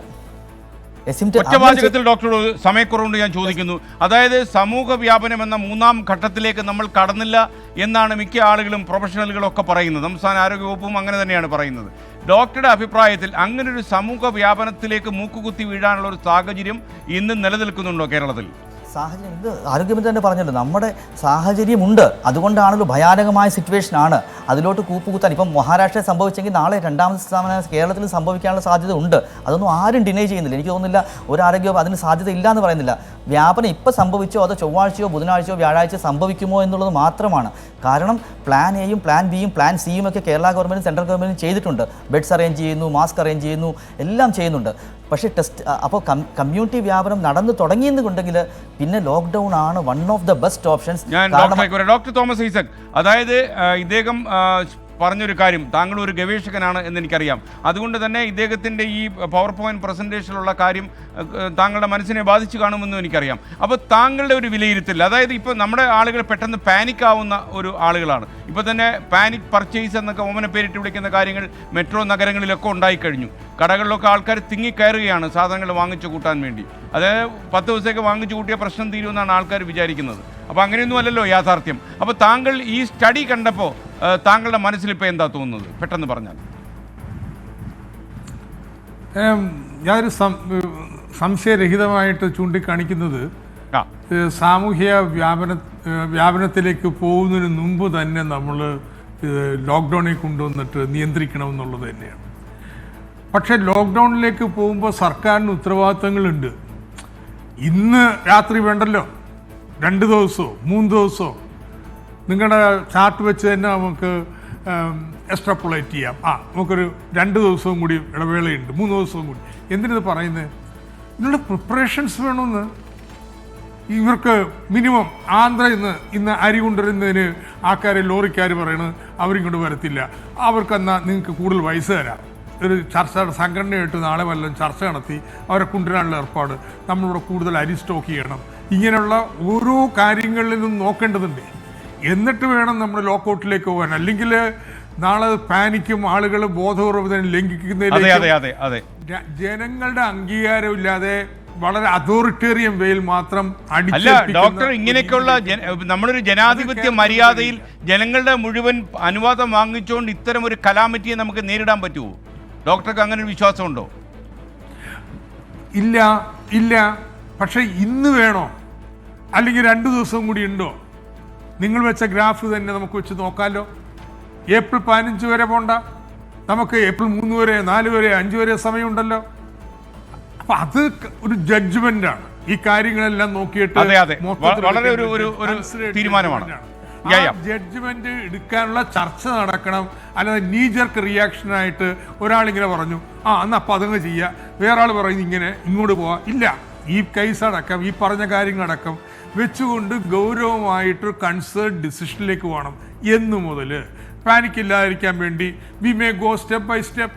നാളെ എല്ലായിടത്തും 144 ദിവസം കഴിഞ്ഞിട്ട് വേറെ ചില നിയന്ത്രണം കൊണ്ടുവന്നു. അതിൻ്റെ അടിസ്ഥാനത്തിൽ ചില ജില്ലകളിൽ ആദ്യം കൊണ്ടുവരുന്നു, ബാക്കി ഇങ്ങോട്ട് വരുന്നു. So it can be done in A systematic manor. തീർച്ചയായിട്ടും ഡോക്ടർ വേണം. അതിനാണ് ചർച്ച വേണമെന്ന് പറയുന്നത്. ശ്രീ രാജ്മോഹൻ ഉണ്ണിത്താൻ, എനിക്കൊരു ഇടവേളയ്ക്ക് പോകാൻ സമയമായി. അതിനു മുമ്പ് താങ്കളോട് ഒരു കാര്യം ചോദിച്ചോട്ടെ. ഈ ഒരു പ്രസന്റേഷൻ കണ്ടപ്പോൾ ഒരു കാസർഗോഡ് എന്നുള്ളൊരു ലോക്സഭാ അംഗം എന്ന നിലയിൽ താങ്കളുടെ മനസ്സിൽ തോന്നിയ കാര്യം എന്താണ്? അല്ല, ശ്രീ പത്മനാഭ ഷേണായി അവതരിപ്പിച്ച ഈ കാര്യം വളരെ നല്ല കാര്യമാണ്. കാരണം അത് നമ്മളെ മുൻകരുതൽ എടുക്കേണ്ടതിനെ കുറിച്ചിട്ട് പറയാണ്. ചെയ്യേണ്ട കാര്യങ്ങൾ ചെയ്യേണ്ട സമയത്ത് ചെയ്യേണ്ട പോലെ ചെയ്തില്ലെങ്കിൽ നമ്മൾ ദുഃഖിക്കേണ്ടി വരും. ആ ദുഃഖം ഒഴിവാക്കാൻ വേണ്ടിയിട്ടാണ് വുഹാനിൽ നിന്ന് ആരംഭിച്ച ഈ മഹാമാരി. അപ്പോൾ ഇത് ഒന്ന് ആലോചിച്ച് നോക്കെ, അവിടെ ഷട്ട് ഡൗൺ ചെയ്തതിന് ശേഷം ഇത് ഇൻക്രീസ് ചെയ്തിട്ട്, അപ്പോൾ ഇൻക്രീസ് ചെയ്തെന്ന് വെച്ചാൽ കണ്ടുപിടിക്കാനാകാത്തതുകൊണ്ടാണല്ലോ ഇത് ഇൻക്രീസ് ചെയ്തത്. അപ്പോൾ ഇൻക്രീസ് ചെയ്തതിന് ശേഷം ഷട്ട് ഡൗണിൻ്റെ ഫലമായി ഇത് താഴെ കൊണ്ടുവരാൻ കഴിഞ്ഞു എന്ന് പറയുമ്പോൾ ഷട്ട് ഡൗൺ ഇതിൻ്റെ ഒരു പരിഹാര മാർഗം തന്നെയാണെന്നാണ് ഡോക്ടർ വിശദീകരിച്ചത്. ഇപ്പോൾ കേരളത്തിലെ 14 ജില്ലകളിലും ഷട്ട് ഡൗൺ ഒന്നും വേണ്ട. കാരണം ഇപ്പോൾ ഈ പറഞ്ഞ കണക്ക് ഷട്ട് ഡൗൺ ചെയ്ത് കഴിഞ്ഞാൽ നമ്മുടെ നാട് പട്ടിണിയിലാവും. പിന്നെ അതൊക്കെ നിയന്ത്രിക്കാൻ നമുക്ക് സാധിക്കാതെ വരും. അതുകൊണ്ട് മുൻകരുതൽ ആവശ്യമാണ്. ശ്രീ തോമസ് ഐസക് പറഞ്ഞത് അക്ഷരം പ്രതി ശരിയാണ്. പക്ഷേ ആ മുൻകരുതൽ ജനങ്ങളുമായി ചർച്ച ചെയ്തല്ല നടപ്പിലാക്കേണ്ടത്. അത് നടപ്പിലാക്കേണ്ടത്, അതിൻ്റെ തീരുമാനമെടുക്കേണ്ടത് ഗവൺമെൻറ്റാണ്. ഗവൺമെൻറ്റിന് അത് അധികാരമുണ്ട്. ഈ അവസരത്തിൽ ജനഹിതം നോക്കിയിട്ടല്ല കാര്യങ്ങൾ തീരുമാനിക്കേണ്ടത്. Welcome back. എൻകൗണ്ടറിലേക്ക് വീണ്ടും സ്വാഗതം. നമ്മുടെ ഈ ചർച്ചയിൽ തുടരുന്ന ഡോക്ടർ തോമസ് ഐസക്, കേരള ധനമന്ത്രി, അതേപോലെ ശ്രീ രാജ്മോഹൻ ഉണ്ണിത്താൻ MP, ഡോക്ടർ പത്മനാഭ ഷേണായി എന്നിവരാണ്. ഡോക്ടർ തോമസ് ഐസക്, കേരളത്തിലെ മിക്ക ജില്ലകളിൽ ഇപ്പോൾ കുറേ പ്രശ്നങ്ങളുണ്ട് എന്ന് ഞാൻ മനസ്സിലാക്കുന്നു. എൻ്റെ ഒരു ലക്ഷ്യം ഒരിക്കലും നമ്മുടെ ജനങ്ങളെ പരിഭ്രാന്തരാക്കുകയല്ല, അല്ലെങ്കിൽ തന്നെ അവർ വല്ലാത്തൊരു പാനിക് സിറ്റുവേഷനിലേക്ക് പോയിക്കൊണ്ടിരിക്കുന്ന ഒരു സാഹചര്യത്തിൽ കൂടുതൽ പാനിക് ഉണ്ടാക്കരുതെന്ന് കരുതി ഞാൻ വളരെ വ്യക്തിപരമായി തന്നെ എൻ്റെ ടെലിവിഷൻ ചാനലിൽ അവരോട് നിർദ്ദേശിച്ചിട്ടുള്ള ഒരു കാര്യം, നിങ്ങൾ ഒരിക്കലും ജനങ്ങളോട് പരിഭ്രാന്തരാക്കുന്നതിൽ വാർത്തകൾ വിടരുത് എന്ന് തന്നെയായിരുന്നു, സംപ്രേഷണം ചെയ്യരുത് എന്ന് തന്നെയായിരുന്നു. എന്നാൽ ഇങ്ങനെ വാർത്തകൾ സംപ്രേഷണം ചെയ്യാതെ ഇരുന്നത് കൊണ്ട് ഇത് വളരെ ലാഘവത്തോടെ ആളുകൾ കാണുന്ന ഒരു സാഹചര്യം ഉണ്ടായോ എന്ന് സംശയം തോന്നിയപ്പോഴാണ് ഇന്നു മുതൽ ചില സത്യങ്ങൾ ഞങ്ങൾ പറഞ്ഞു തുടങ്ങിയത്. അതുവരെ ചില കാര്യങ്ങൾ ഞങ്ങൾ മറച്ചു, സംസ്ഥാന സർക്കാർ പറഞ്ഞ ചില കാര്യങ്ങൾ ഞങ്ങൾ കണ്ടില്ലെന്ന് നടിച്ചു, അതൊക്കെ ചെയ്തിരുന്നു. എന്നാൽ ഇന്ന് കാര്യങ്ങൾ കുറച്ചുകൂടി വഷളാകുന്നു. ജനങ്ങൾ കർഫ്യൂ പാലിക്കാൻ പറയുമ്പോൾ ജനതാ കർഫ്യൂ ആയാലും നടു റോഡിലിറങ്ങി സഞ്ചരിക്കുക, ഇങ്ങനെയൊക്കെ ഒരു സാഹചര്യം വന്നപ്പോൾ കുറച്ചുകൂടി ജനങ്ങൾ പേടിക്കേണ്ട അവസ്ഥയുണ്ടായി എന്ന് തോന്നി. താങ്കളുടെ ഒരു അഭിപ്രായത്തിൽ സംസ്ഥാനത്തുടനീളം ആലോചിക്കുമ്പോൾ നമ്മുടെ ആളുകളുടെ ഒരു മനോഭാവം ഇപ്പോഴെങ്ങനെയാണ്? ഇപ്പോഴും ഒരുപാട് ലാഘവത്വമുണ്ട്. ഒന്ന്, ഒരു ഭയം വന്നിട്ടുണ്ട് പലർക്കും. എന്നാൽ ഈ ഭയമില്ലാത്തൊരു സെറ്റുണ്ട്, പ്രത്യേകിച്ച് യുവാക്കളാണ്. അത് മതിയല്ലോ, കുറച്ച് പേര് മതിയല്ലോ ഇത് ലംഘിക്കുന്നവർ. ഭൂരിപക്ഷം പേരും ഇത് ഉൾക്കൊണ്ട് അനുസരിക്കുമ്പോൾ തന്നെ അനുസരണക്കേട് കാണിക്കുന്ന ഒരു ചെറു വിഭാഗം ഉണ്ടെങ്കിൽ അവർക്ക് മുഴുവൻ ദിനം താളം തെറ്റിക്കാൻ പറ്റും. അതുകൊണ്ട് ഇനിയിപ്പോൾ പോലീസ് കേസും നടപടിയും വേണ്ടി വരും. ബോധവൽക്കരണം മാത്രമല്ല, തെറ്റ് ചെയ്തിട്ടുണ്ടെങ്കിൽ ശിക്ഷയുണ്ടാവും എന്ന് കാണിക്കേണ്ടി വരും. അത് എല്ലാവർക്കും മനസ്സിലാകാൻ വേണ്ടിയിട്ട് തന്നെ. അപ്പോൾ അതുപോലെ തന്നെ റിപ്പോർട്ടും കാര്യങ്ങളും പുറത്തു കൊണ്ടുവരിക എന്ന് പറയുന്നത് പരിഭ്രാന്തരാക്കാനല്ല, മറിച്ച് ഇനിയിപ്പോൾ നമ്മൾ കൂടുതൽ എക്സ്പോഷർ, ഈ വീഴ്ചകൾ ഇങ്ങനെ ഓരോ ഭാഗങ്ങളിൽ നിന്ന് വരുന്നത് അത് കാണിക്കുന്നത് തെറ്റല്ല, അത് വേണം ഇനി. കാരണം കർശനമായ നടപടികളിലേക്ക് ഇനി പോയേ തീരും. അപ്പം അതുകൊണ്ട് ഇന്നിപ്പോൾ നിങ്ങൾ പറഞ്ഞ ഈ നയമാറ്റം ഞാനതിനെ സ്വാഗതം ചെയ്യുന്ന ആളാണ്. ഈ ഡോക്ടർ തോമസ് ഐസക്, ഇന്നലെ Kerala epidemic disease COVID-19 regulations ഗസറ്റിൽ വന്നിട്ടുണ്ട്. അതിനകത്ത് ഒരുപാട് അധികാരങ്ങൾ സംസ്ഥാന സർക്കാരിന് പ്രയോഗിക്കാൻ പറ്റുന്ന രീതിയിലാണ് ഗസറ്റ് വിജ്ഞാപനം വന്നിരിക്കുന്നത്. ലോക്ക്ഡൗൺ ഉൾപ്പെടെയുള്ള കാര്യങ്ങൾ അതിൽ പറഞ്ഞിട്ടുണ്ട്. അപ്പോൾ സംസ്ഥാന സർക്കാർ യഥാർത്ഥത്തിൽ എനിക്കും നിങ്ങൾക്കും സംസ്ഥാന മന്ത്രിസഭയ്ക്കും ഒക്കെ ഒരു ലക്ഷ്യമേ ഉള്ളൂ, ഈ അത്യാഹിതത്തിൽ നിന്ന് ഈ സംസ്ഥാനത്തെയും ഇന്ത്യയും മോചിപ്പിക്കുക എന്ന് മാത്രമേ നമുക്ക് ലക്ഷ്യമുള്ളൂ. അതുകൊണ്ട് തന്നെ ഈ അത്യാഹിതം കൺമുന്നിൽ വന്ന് നിൽക്കുന്ന സമൂഹ വ്യാപനം എന്ന് പറയുന്നൊരു മഹാവിപത്ത് നമ്മുടെ നാട്ടിൽ ഉണ്ടാക്കാതിരിക്കുവാൻ വേണ്ടി ഏറ്റവും സത്വരമായി സംസ്ഥാന സർക്കാരിന് ചെയ്യാൻ കഴിയുന്നത് എന്തായിരിക്കും? ഈ നിങ്ങൾ പറയുന്ന ഈ നിരോധനങ്ങൾ നടപ്പിലാക്കാനുള്ള സാഹചര്യം സംസ്ഥാനത്തില്ലെങ്കിൽ? ഇപ്പോൾ ഇന്ന് ഡോക്ടർ ഷെഡായി വെച്ച ഡാറ്റയും വിശകലനവും വെച്ച് നോക്കുമ്പോൾ അതിലെൻ്റെ ഒരു പുതിയ അറിവ്, ഇങ്ങനെ സിംറ്റംസ് ഇല്ലെങ്കിലും ഇത്രയധികം ആളുകൾക്ക് പൊട്ടൻഷ്യൽ രോഗികളാകാം എന്നുള്ളതൊരു തിരിച്ചറിവാണ്. ഒറ്റപ്പെട്ടായിട്ട് ഇങ്ങനെ ഉണ്ടാവും എന്നല്ലാതെ ഇത്രയും അധികം ആളുകൾ ഉണ്ടാവും എന്നുള്ളത് തിരിച്ചറിവാണ്. അത് നമ്മുടെ നിഗമനങ്ങൾ ഒരുപാട് ബാധിക്കുന്നതാണ്. അപ്പോൾ അതിൽ നിന്ന് എത്തിച്ചേരുന്ന ഒരു കാര്യം, ഒന്ന്, ടെസ്റ്റിംഗ് സൗകര്യങ്ങൾ പോരാ. യഥാർത്ഥത്തിൽ ഇപ്പോൾ കൊറിയ കണ്ടുപിടിച്ചിരിക്കുന്നു എന്ന് പറയുന്നു. ഇന്ത്യ സർക്കാർ ചെയ്യേണ്ടത് ഇതാണ്, ഈ ടെസ്റ്റിംഗ് സൗകര്യം സൃഷ്ടിക്കാം. അത് സ്ട്രിപ്പ് പോലെ നമുക്ക് സ്പോട്ടിൽ വെച്ച് തന്നെ ടെസ്റ്റ് ചെയ്യാൻ പറ്റുന്ന ഒന്നാണ് ഇപ്പോൾ കൊറിയ ഡെവലപ്പ് ചെയ്തിട്ടുള്ളത്. നേരത്തെ ഞാൻ കേട്ടിരുന്നതൊക്കെ ഉണ്ടെന്നുള്ളത്. ഇത് കൂടുതൽ എത്രമാത്രം ലഭ്യമാകുമോ അത്രമാത്രം ലഭ്യമാക്കുക നടപടി സ്വീകരിക്കണം. 2, നമ്മുടെ വെന്റിലേറ്റേഴ്സാണ് ഏറ്റവും പ്രധാനപ്പെട്ടത്. അതിൻ്റെ അപര്യാപ്തത. ഇപ്പം ബെഡില്ലെങ്കിൽ നമുക്ക് 2 ഹോട്ടലെടുത്ത് എല്ലാ ഹോട്ടലും വെറുതെ കിടക്കുകയാണ്, കൺവേർട്ട് ചെയ്യാതെടുക്കാം. പക്ഷേ ഈ വെന്റിലേറ്റർ പോലുള്ളവ അതൊക്കെ ആരോഗ്യവകുപ്പ് നടപടികൾ സ്വീകരിച്ച് കഴിഞ്ഞു. വെന്റിലേറ്ററുകൾ മേടിക്കുക തുടങ്ങിയിട്ടുള്ള കാര്യങ്ങൾ. എന്നിട്ട് നമുക്ക് ലോക്ക്ഡൗണിലേക്ക് പോകേണ്ടി വരും എന്നുള്ള ഒരു കാഴ്ചപ്പാട് വെച്ചിട്ട് ഒറ്റയടിക്കല്ല, ഇത്തരത്തിൽ കാസർഗോഡ് ലോക്ക്ഡൗൺ ആവണം. ഇനി അതിലേക്ക് വഴുതി വീണുകൊണ്ടിരിക്കുന്ന ഏതെങ്കിലും ജില്ലയുണ്ടോ വെച്ചാൽ, നേരിട്ട് കാരിയർന്നല്ലാതെ പുറത്തുനിന്ന് വന്ന അയാളുടെ കോണ്ടാക്റ്റിൽ നിന്നല്ലാതെ നമുക്ക് ട്രേസ് ചെയ്യാൻ പറ്റാത്ത 1 or 2 കേസ് വന്നാൽ അർത്ഥം എന്താ, ഇത് കൈവിട്ടു പോയിരിക്കുന്നുള്ളത് തന്നെയാണ്. നമ്മൾ ലോക്ക്ഡൗണിലേക്ക് പോകേണ്ടി വരും. ഞാൻ അതിനിടയിൽ ഒരു കാര്യം ചോദിക്കട്ടെ. താങ്കൾ സംസ്ഥാനത്തെ ധനമന്ത്രിയാണ്, താങ്കളുടെ ഖജനാവിൻ്റെ അവസ്ഥ ഏകദേശം നമുക്കൊക്കെ അറിയാം. എന്നിരുന്നാലും ഞാൻ ചോദിക്കുകയാണ്, ഈ COVID-19 എന്ന് പറയുന്ന ഈ മഹാമാരി സംസ്ഥാനത്തെ വല്ലാണ്ട് തുറിച്ച് നോക്കുമ്പോൾ നാളെ ഷാപ്പിലേലം വെച്ചിരിക്കുകയാണ് ചില ജില്ലകളിൽ. അതായത് ഇത്രയധികം ആളുകൾ കൂടെ ഈ ഷാപ്പിലേലം ആദ്യത്തെ തവണ ചെയ്തപ്പോൾ തന്നെ ഒരുപാട് പ്രതിഷേധങ്ങളുണ്ടായി. അപ്പോൾ പ്രതിഷേധിക്കാൻ വന്നവർ 100 പേരുണ്ടായിരുന്നു, ഷാപ്പിലേലത്തിന് വന്നവർ 100 പേരുണ്ടായിരുന്നു, ഉദ്യോഗസ്ഥന്മാർ 100 പേരുണ്ടായിരുന്നു. അപ്പം ഈ 5 ആളുകൾ പോലും ഒന്നിച്ചു കൂടുന്നത് ഈ രോഗത്തിൻ്റെ വ്യാപനം ഉണ്ടാക്കും എന്ന് സംശയിക്കുന്ന ഒരു കാലത്ത് ഈ ഷാപ്പിലേലവുമായി നിങ്ങൾ മുന്നോട്ട് പോകാനുള്ള കാരണം എന്താണ് ധനമന്ത്രി? എനിക്കത് അറിഞ്ഞൂടാ. എൻ്റെ ഒരു നിയന്ത്രണത്തിലല്ല ഈ ലേലം എന്ന് പറയുന്നത്. പക്ഷെ ഞാൻ അന്വേഷിച്ചപ്പോൾ പണ്ടത്തെ പോലെ ലേലം വിളിയൊന്നുമില്ല. ഇത് ഷാപ്പ് അസൈൻ ചെയ്ത് കൊടുക്കൽ മാത്രമേ ഉള്ളൂ.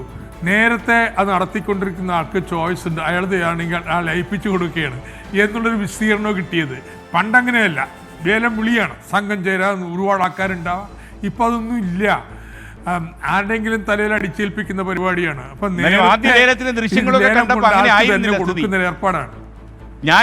ഞാൻ ചോദിച്ചാൽ അങ്ങ് ഈ മന്ത്രിസഭയിൽ ഏറ്റവും സീനിയറായ മന്ത്രിമാരിൽ ഒരാളാണ്. അങ്ങയുടെ ഒരു പ്രാഗൽഭ്യവും അങ്ങയുടെ സാമ്പത്തിക ശാസ്ത്രവും ഗവേഷണ പ്രാഗൽഭ്യവും ഒക്കെ വെച്ച് അങ്ങേക്കിത് അറിയാതെ സംഭവിക്കുന്നു എന്ന് പറഞ്ഞാൽ ഞാൻ വിശ്വസിക്കുന്നില്ല. ഇല്ല, നമുക്ക് നാളെ കാലത്ത് തന്നെ ഞങ്ങൾ ചേരുന്നുണ്ട്, നമുക്ക് നോക്കാം എന്താണ് നടക്കുന്നതെന്നുള്ളത്. ഓക്കെ എന്തായാലും എനിക്ക് തോന്നുന്നു എന്തായാലും ഈ വളരെ കടുത്ത സാമ്പത്തിക നഷ്ടം ഈ സംസ്ഥാനത്തിന് ഉണ്ടാകും. വരുന്ന മാസങ്ങളിൽ ധനമന്ത്രിക്ക് വലിയ തലവേദനയായിരിക്കുമെന്ന് എനിക്കറിയാം. എന്തായാലും ഈ തലവേദന കൂടി അങ്ങ് തലയിലേറ്റണം എന്നാണ് എൻ്റെ അഭിപ്രായം. ഒരു വ്യക്തിപരമായൊരു അഭിപ്രായമാണത്. ഞാൻ thank you doctor Thomas Isaac, താങ്കൾ വളരെ സന്തോഷകരമായി പങ്കെടുത്തു. ശ്രീ രാജ്മോഹൻ ഉണ്ണിത്താൻ, ഈ ചർച്ച ഞാൻ താങ്കളിൽ അവസാനിപ്പിക്കുകയാണ്. അതായത് ഈ സംസ്ഥാന മുഖ്യമന്ത്രി ശ്രീ പിണറായി വിജയനോട് ഇങ്ങനെ ഒരു ലോക്ക്ഡൗൺ എന്ന് പറയുന്നൊരു സംഭവം നമ്മുടെ സംസ്ഥാനത്ത് ഇത്ര ഗൗരവതരമായി ചർച്ച ചെയ്യപ്പെടുമ്പോൾ കാസർഗോഡ് ഇത്രയും ശ്രദ്ധയാകർഷിച്ച ഒരു ജില്ലയുടെ പാർലമെൻറ്റ് അംഗം എന്ന നിലയിൽ താങ്കൾ എന്താണ് ആവശ്യപ്പെടുന്നത്? അല്ല, ശ്രീകണ്ഠൻ നായർ ശ്രീ തോമസ് ഐസക്കിനോട് ചോദിച്ച ചോദ്യം ഞാനിങ്ങനെ മനസ്സിൽ കരുതി വെച്ച് ചോദിക്കാനായി ഭാവിക്കുമ്പോഴാണ് അങ്ങ് ഈ ചോദ്യം അദ്ദേഹത്തോട് ചോദിച്ചത്. ഏത് ചോദ്യമാണ് ഇങ്ങനെ വന്നത്? ഈ കള്ളുഷാപ്പ് ലേലത്തെ. അപ്പോൾ ഷാപ്പ് ലേലം. അപ്പോൾ അദ്ദേഹം അത് എൻജോയ് ചെയ്തു എന്നുള്ളതിൽ ഞാൻ അതീവ സന്തുഷ്ടനാണ്. പക്ഷേ എൻജോയ് ചെയ്തിട്ട് മാത്രം കാര്യമില്ല. ഈ നോവൽ കൊറോണ എന്ന് പറയുന്ന അസുഖം ഇപ്പോൾ COVID-19 എന്ന പേരിലാണ് അറിയപ്പെടുന്നത്. അതായത് കൊറോണ വൈറസ് ഡിസീസസ്, അതിൻ്റെ ഷോർട്ട് ഫോം ആണല്ലോ COVID-19 എന്ന് പറഞ്ഞ പോലെ ഈ ഷാപ്പ് ലേലത്തിനും ഒരു പുതിയ പേര് കണ്ടുപിടിക്കാൻ ബഹുമാനപ്പെട്ട മന്ത്രിയോട് ഞാൻ ശുപാർശ ചെയ്യുകയാണ്. ഈ വേലി തന്നെ വിളവ് തിന്നാൽ പിന്നെ എന്താ നമുക്ക് ചെയ്യാൻ കഴിയുക?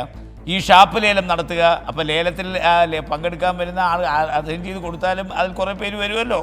പിന്നെ ബാറുകളുടെ മുമ്പിൽ നീണ്ട ക്യൂ ഇപ്പോഴും ഉണ്ട്. അപ്പോൾ ബാറുകളിൽ കുടിക്കാൻ വരുന്ന ആളുകളെ പ്രോത്സാഹിപ്പിക്കുക. സത്യം പറഞ്ഞാൽ നമ്മളിപ്പോൾ സാമ്പത്തിക പ്രതിസന്ധിയിലേക്ക് പോകുന്ന പശ്ചാത്തലത്തിൽ ജനങ്ങളെ ബോധ്യപ്പെടുത്താൻ ഈ കള്ളുഷാപ്പ് ലേലവും തൽക്കാലം നിർത്തിവെക്കണം. ഈ ബാറുകൾ അടച്ചിടണം. ഈ അസുഖത്തിന് ഒരു അറുതി വരുന്നവരെ ബാറുകൾ അടച്ച് തന്നെ ഇടണം. കാരണം കുടിക്കാനായി ആളുകൾക്ക് ക്യൂ നിൽക്കാം, പുറത്തിറങ്ങാം, അതിനൊന്നും യാതൊരു പ്രശ്നവുമില്ല. അവിടെ നീണ്ട ക്യൂ ആകാം. പക്ഷേ ഷാപ്പിൻ്റെ ലേലം നടത്താം. പിന്നെ എങ്ങനെ ഈ ആളുകളോട് പുറത്തിറങ്ങരുത് എന്ന് പറയാൻ കഴിയുന്നത്? അപ്പോൾ നമുക്ക് ആളുകളെ ശക്തമായി നിയന്ത്രിക്കാൻ കഴിയണമെങ്കിൽ അത് മഹാത്മാഗാന്ധി എൻ്റെ ജീവിതമാണ് എൻ്റെ സന്ദേശം എന്ന് പറയുന്ന പോലെ ഗവൺമെൻറ് കാര്യങ്ങൾ ചെയ്ത് ജനങ്ങളെ കാണിച്ചു കൊടുക്കണം. അല്ലാതെ ഷാപ്പിൻ്റെ ലേലം വയ്ക്കുക, ബാറുകൾ തുറന്ന് പ്രവർത്തിപ്പിക്കുക, കുടിക്കാനുള്ള സൗകര്യം ചെയ്ത് കൊടുക്കുക, എന്നിട്ട് ആളുകൾ പുറത്തിറങ്ങുമെന്ന് പറയുക. അപ്പോൾ പുറത്തിറങ്ങുന്നതിന് പറയാമല്ലോ, ഞാൻ കുടിക്കാൻ ബാറിലോട്ട് പോവുകയാണ്, അല്ലെങ്കിൽ കുപ്പി വാങ്ങാൻ പോവുകയാണ്. അപ്പോൾ കുപ്പി വാങ്ങുന്നതിന് നിയന്ത്രണമില്ല, അത് ശരിയല്ല. ഞാൻ കാസർഗോഡുകാരോട് ഒരു കാര്യം അപേക്ഷിക്കുകയാണ്. എല്ലാ കാര്യത്തിനും കാസർഗോഡുകാരും മംഗലാപുരത്തെ ആശ്രയിക്കേണ്ട അവസ്ഥയാണ്. രോഗം വന്നാൽ ചികിത്സിക്കണേ മംഗലാപുരം, പഠിക്കാൻ മംഗലാപുരം. ഈ കാസർഗോഡുകാർ മംഗലാപുരത്ത് നിന്ന് ഒരുപാട് പാഠം പഠിക്കേണ്ടിയിരിക്കുന്നു. ഇനി നമ്മൾ കാസർഗോട്ടുകാരായി ജീവിക്കാൻ പഠിക്കണം. ഈ മംഗലാപുരത്ത് എല്ലാം മംഗലാപുരത്ത് കൊണ്ടിട്ടിട്ട് കാസർഗോട്ട് ഒന്നുമില്ലാത്തൊരവസ്ഥ. കേരളത്തിലെ 14 ജില്ലകളിൽ ഏറ്റവും വലിയ പിന്നോക്കാവസ്ഥ വിദ്യാഭ്യാസ രംഗത്തും ആരോഗ്യരംഗത്തും അനുഭവിക്കുന്ന ഒരു ജില്ലയാണ് കാസർഗോഡ്. അതുകൊണ്ട് ഞാൻ പറയുകയാണ്, ഈ മംഗലാപുരത്തിൻ്റെ പൂതി കളഞ്ഞ് കാസർഗോട്ടുകാരായി ജീവിക്കാൻ നമ്മൾ പഠിക്കണം. ഒന്ന്, നമ്മുടെ ജീവൻ വിലപ്പെട്ടതാണ്, മറ്റുള്ളവരുടെ ജീവനും വിലപ്പെട്ടതാണ്. നമ്മുടെ ജീവനോട് നമുക്കുള്ള താല്പര്യം മറ്റുള്ളവരുടെ ജീവനോടും നമ്മൾ കാണിക്കണം. അതുകൊണ്ട് ഇത് പ്രളയം വന്നപ്പോൾ കൂട്ടായ്മ നമ്മൾ കാണിച്ചതാണ്, അതൊന്നും കാണിക്കാൻ പറ്റില്ല. ഞാൻ ശക്തമായി പ്രാർത്ഥനയിലാണ്. കാരണം നമുക്കിവരെ രക്ഷിക്കാൻ സർവശക്തനായ തമ്പുരാനോട് പ്രാർത്ഥിക്കുകയല്ലാതെ നേരിട്ട് പോയി ഇവരെ സഹായിക്കാൻ കഴിയാത്ത നിസ്സഹായാവസ്ഥ. അതുകൊണ്ട് കാസർഗോഡ് MP ആയി ഞാൻ വിനയപൂർവ്വം അപേക്ഷിക്കുന്നു, എല്ലാവരും കേന്ദ്ര സംസ്ഥാന ഗവൺമെൻറ്റുകളുടെയും ആരോഗ്യ വകുപ്പിൻ്റെയും ആജ്ഞകൾ സ്വീകരിക്കണം, ശിരസ വഹിക്കണം. അതെൻ്റെ ഒരു അപേക്ഷയാണ്. Okay Shri Rajmohan Unnithan, thank you. ഈ താങ്കളുടെ തിരക്കിനിടയിലും ഈ ചർച്ചയിൽ പങ്കെടുത്തതിന് നന്ദി. ഡോക്ടർ തോമസ് ഐസക്, ഡോക്ടർ പത്മനാഭ ഷെണായി, എന്തായാലും COVID-19 ഒരു വല്ലാത്ത അവസ്ഥയിൽ നമ്മുടെ നാട്ടിൽ വ്യാപിക്കുന്ന ഒരു സാഹചര്യത്തിൽ അദ്ദേഹം ഈ സംവാദത്തിൽ തുടരും. ഡോക്ടർ തോമസ് ഐസക്കും ശ്രീ രാജ്മോഹൻ ഉണ്ണിത്താനും ഈ ചർച്ചയിൽ നിന്ന് പിൻവാങ്ങുമ്പോൾ ഈ ഒരു പ്രൊഫഷണൽ എന്ന നിലയിൽ നമ്മുടെ പ്രേക്ഷകർക്ക് അറിയേണ്ട കുറേ സംശയങ്ങൾക്ക് നിവാരണം ലഭിക്കുന്നതിന് വേണ്ടി ഡോക്ടർ പത്മനാഭ ഷെണായിയോട് ഈ സംവാദത്തിൽ തുടരാൻ ഞാൻ ആവശ്യപ്പെടുകയാണ്. അതിനു മുമ്പ് നമ്മൾ ഇടവേള പോകും. ഇടവേള കഴിഞ്ഞാൽ പ്രധാന വാർത്തകളും അതിനുശേഷം ഡോക്ടർ പത്മനാഭ ഷെണായിയുമായി ഞാൻ നടത്തുന്ന അഭിമുഖവും നിങ്ങൾക്ക് കാണാം. ഈ അഭിമുഖത്തിൽ കേരളത്തിൽ ഒരു ലോക്ക്ഡൗൺ എല്ലാ ജില്ലകളിലും വ്യാപിപ്പിക്കേണ്ട അവസ്ഥയുണ്ടോ എന്നുകൂടി അദ്ദേഹം ഒരു ഗവേഷകൻ എന്ന നിലയിൽ പരിശോധിക്കുന്നുണ്ടാവും. അതിനുവേണ്ടി കാത്തിരിക്കുക. ആദ്യം ഇടവേളയിലേക്ക്.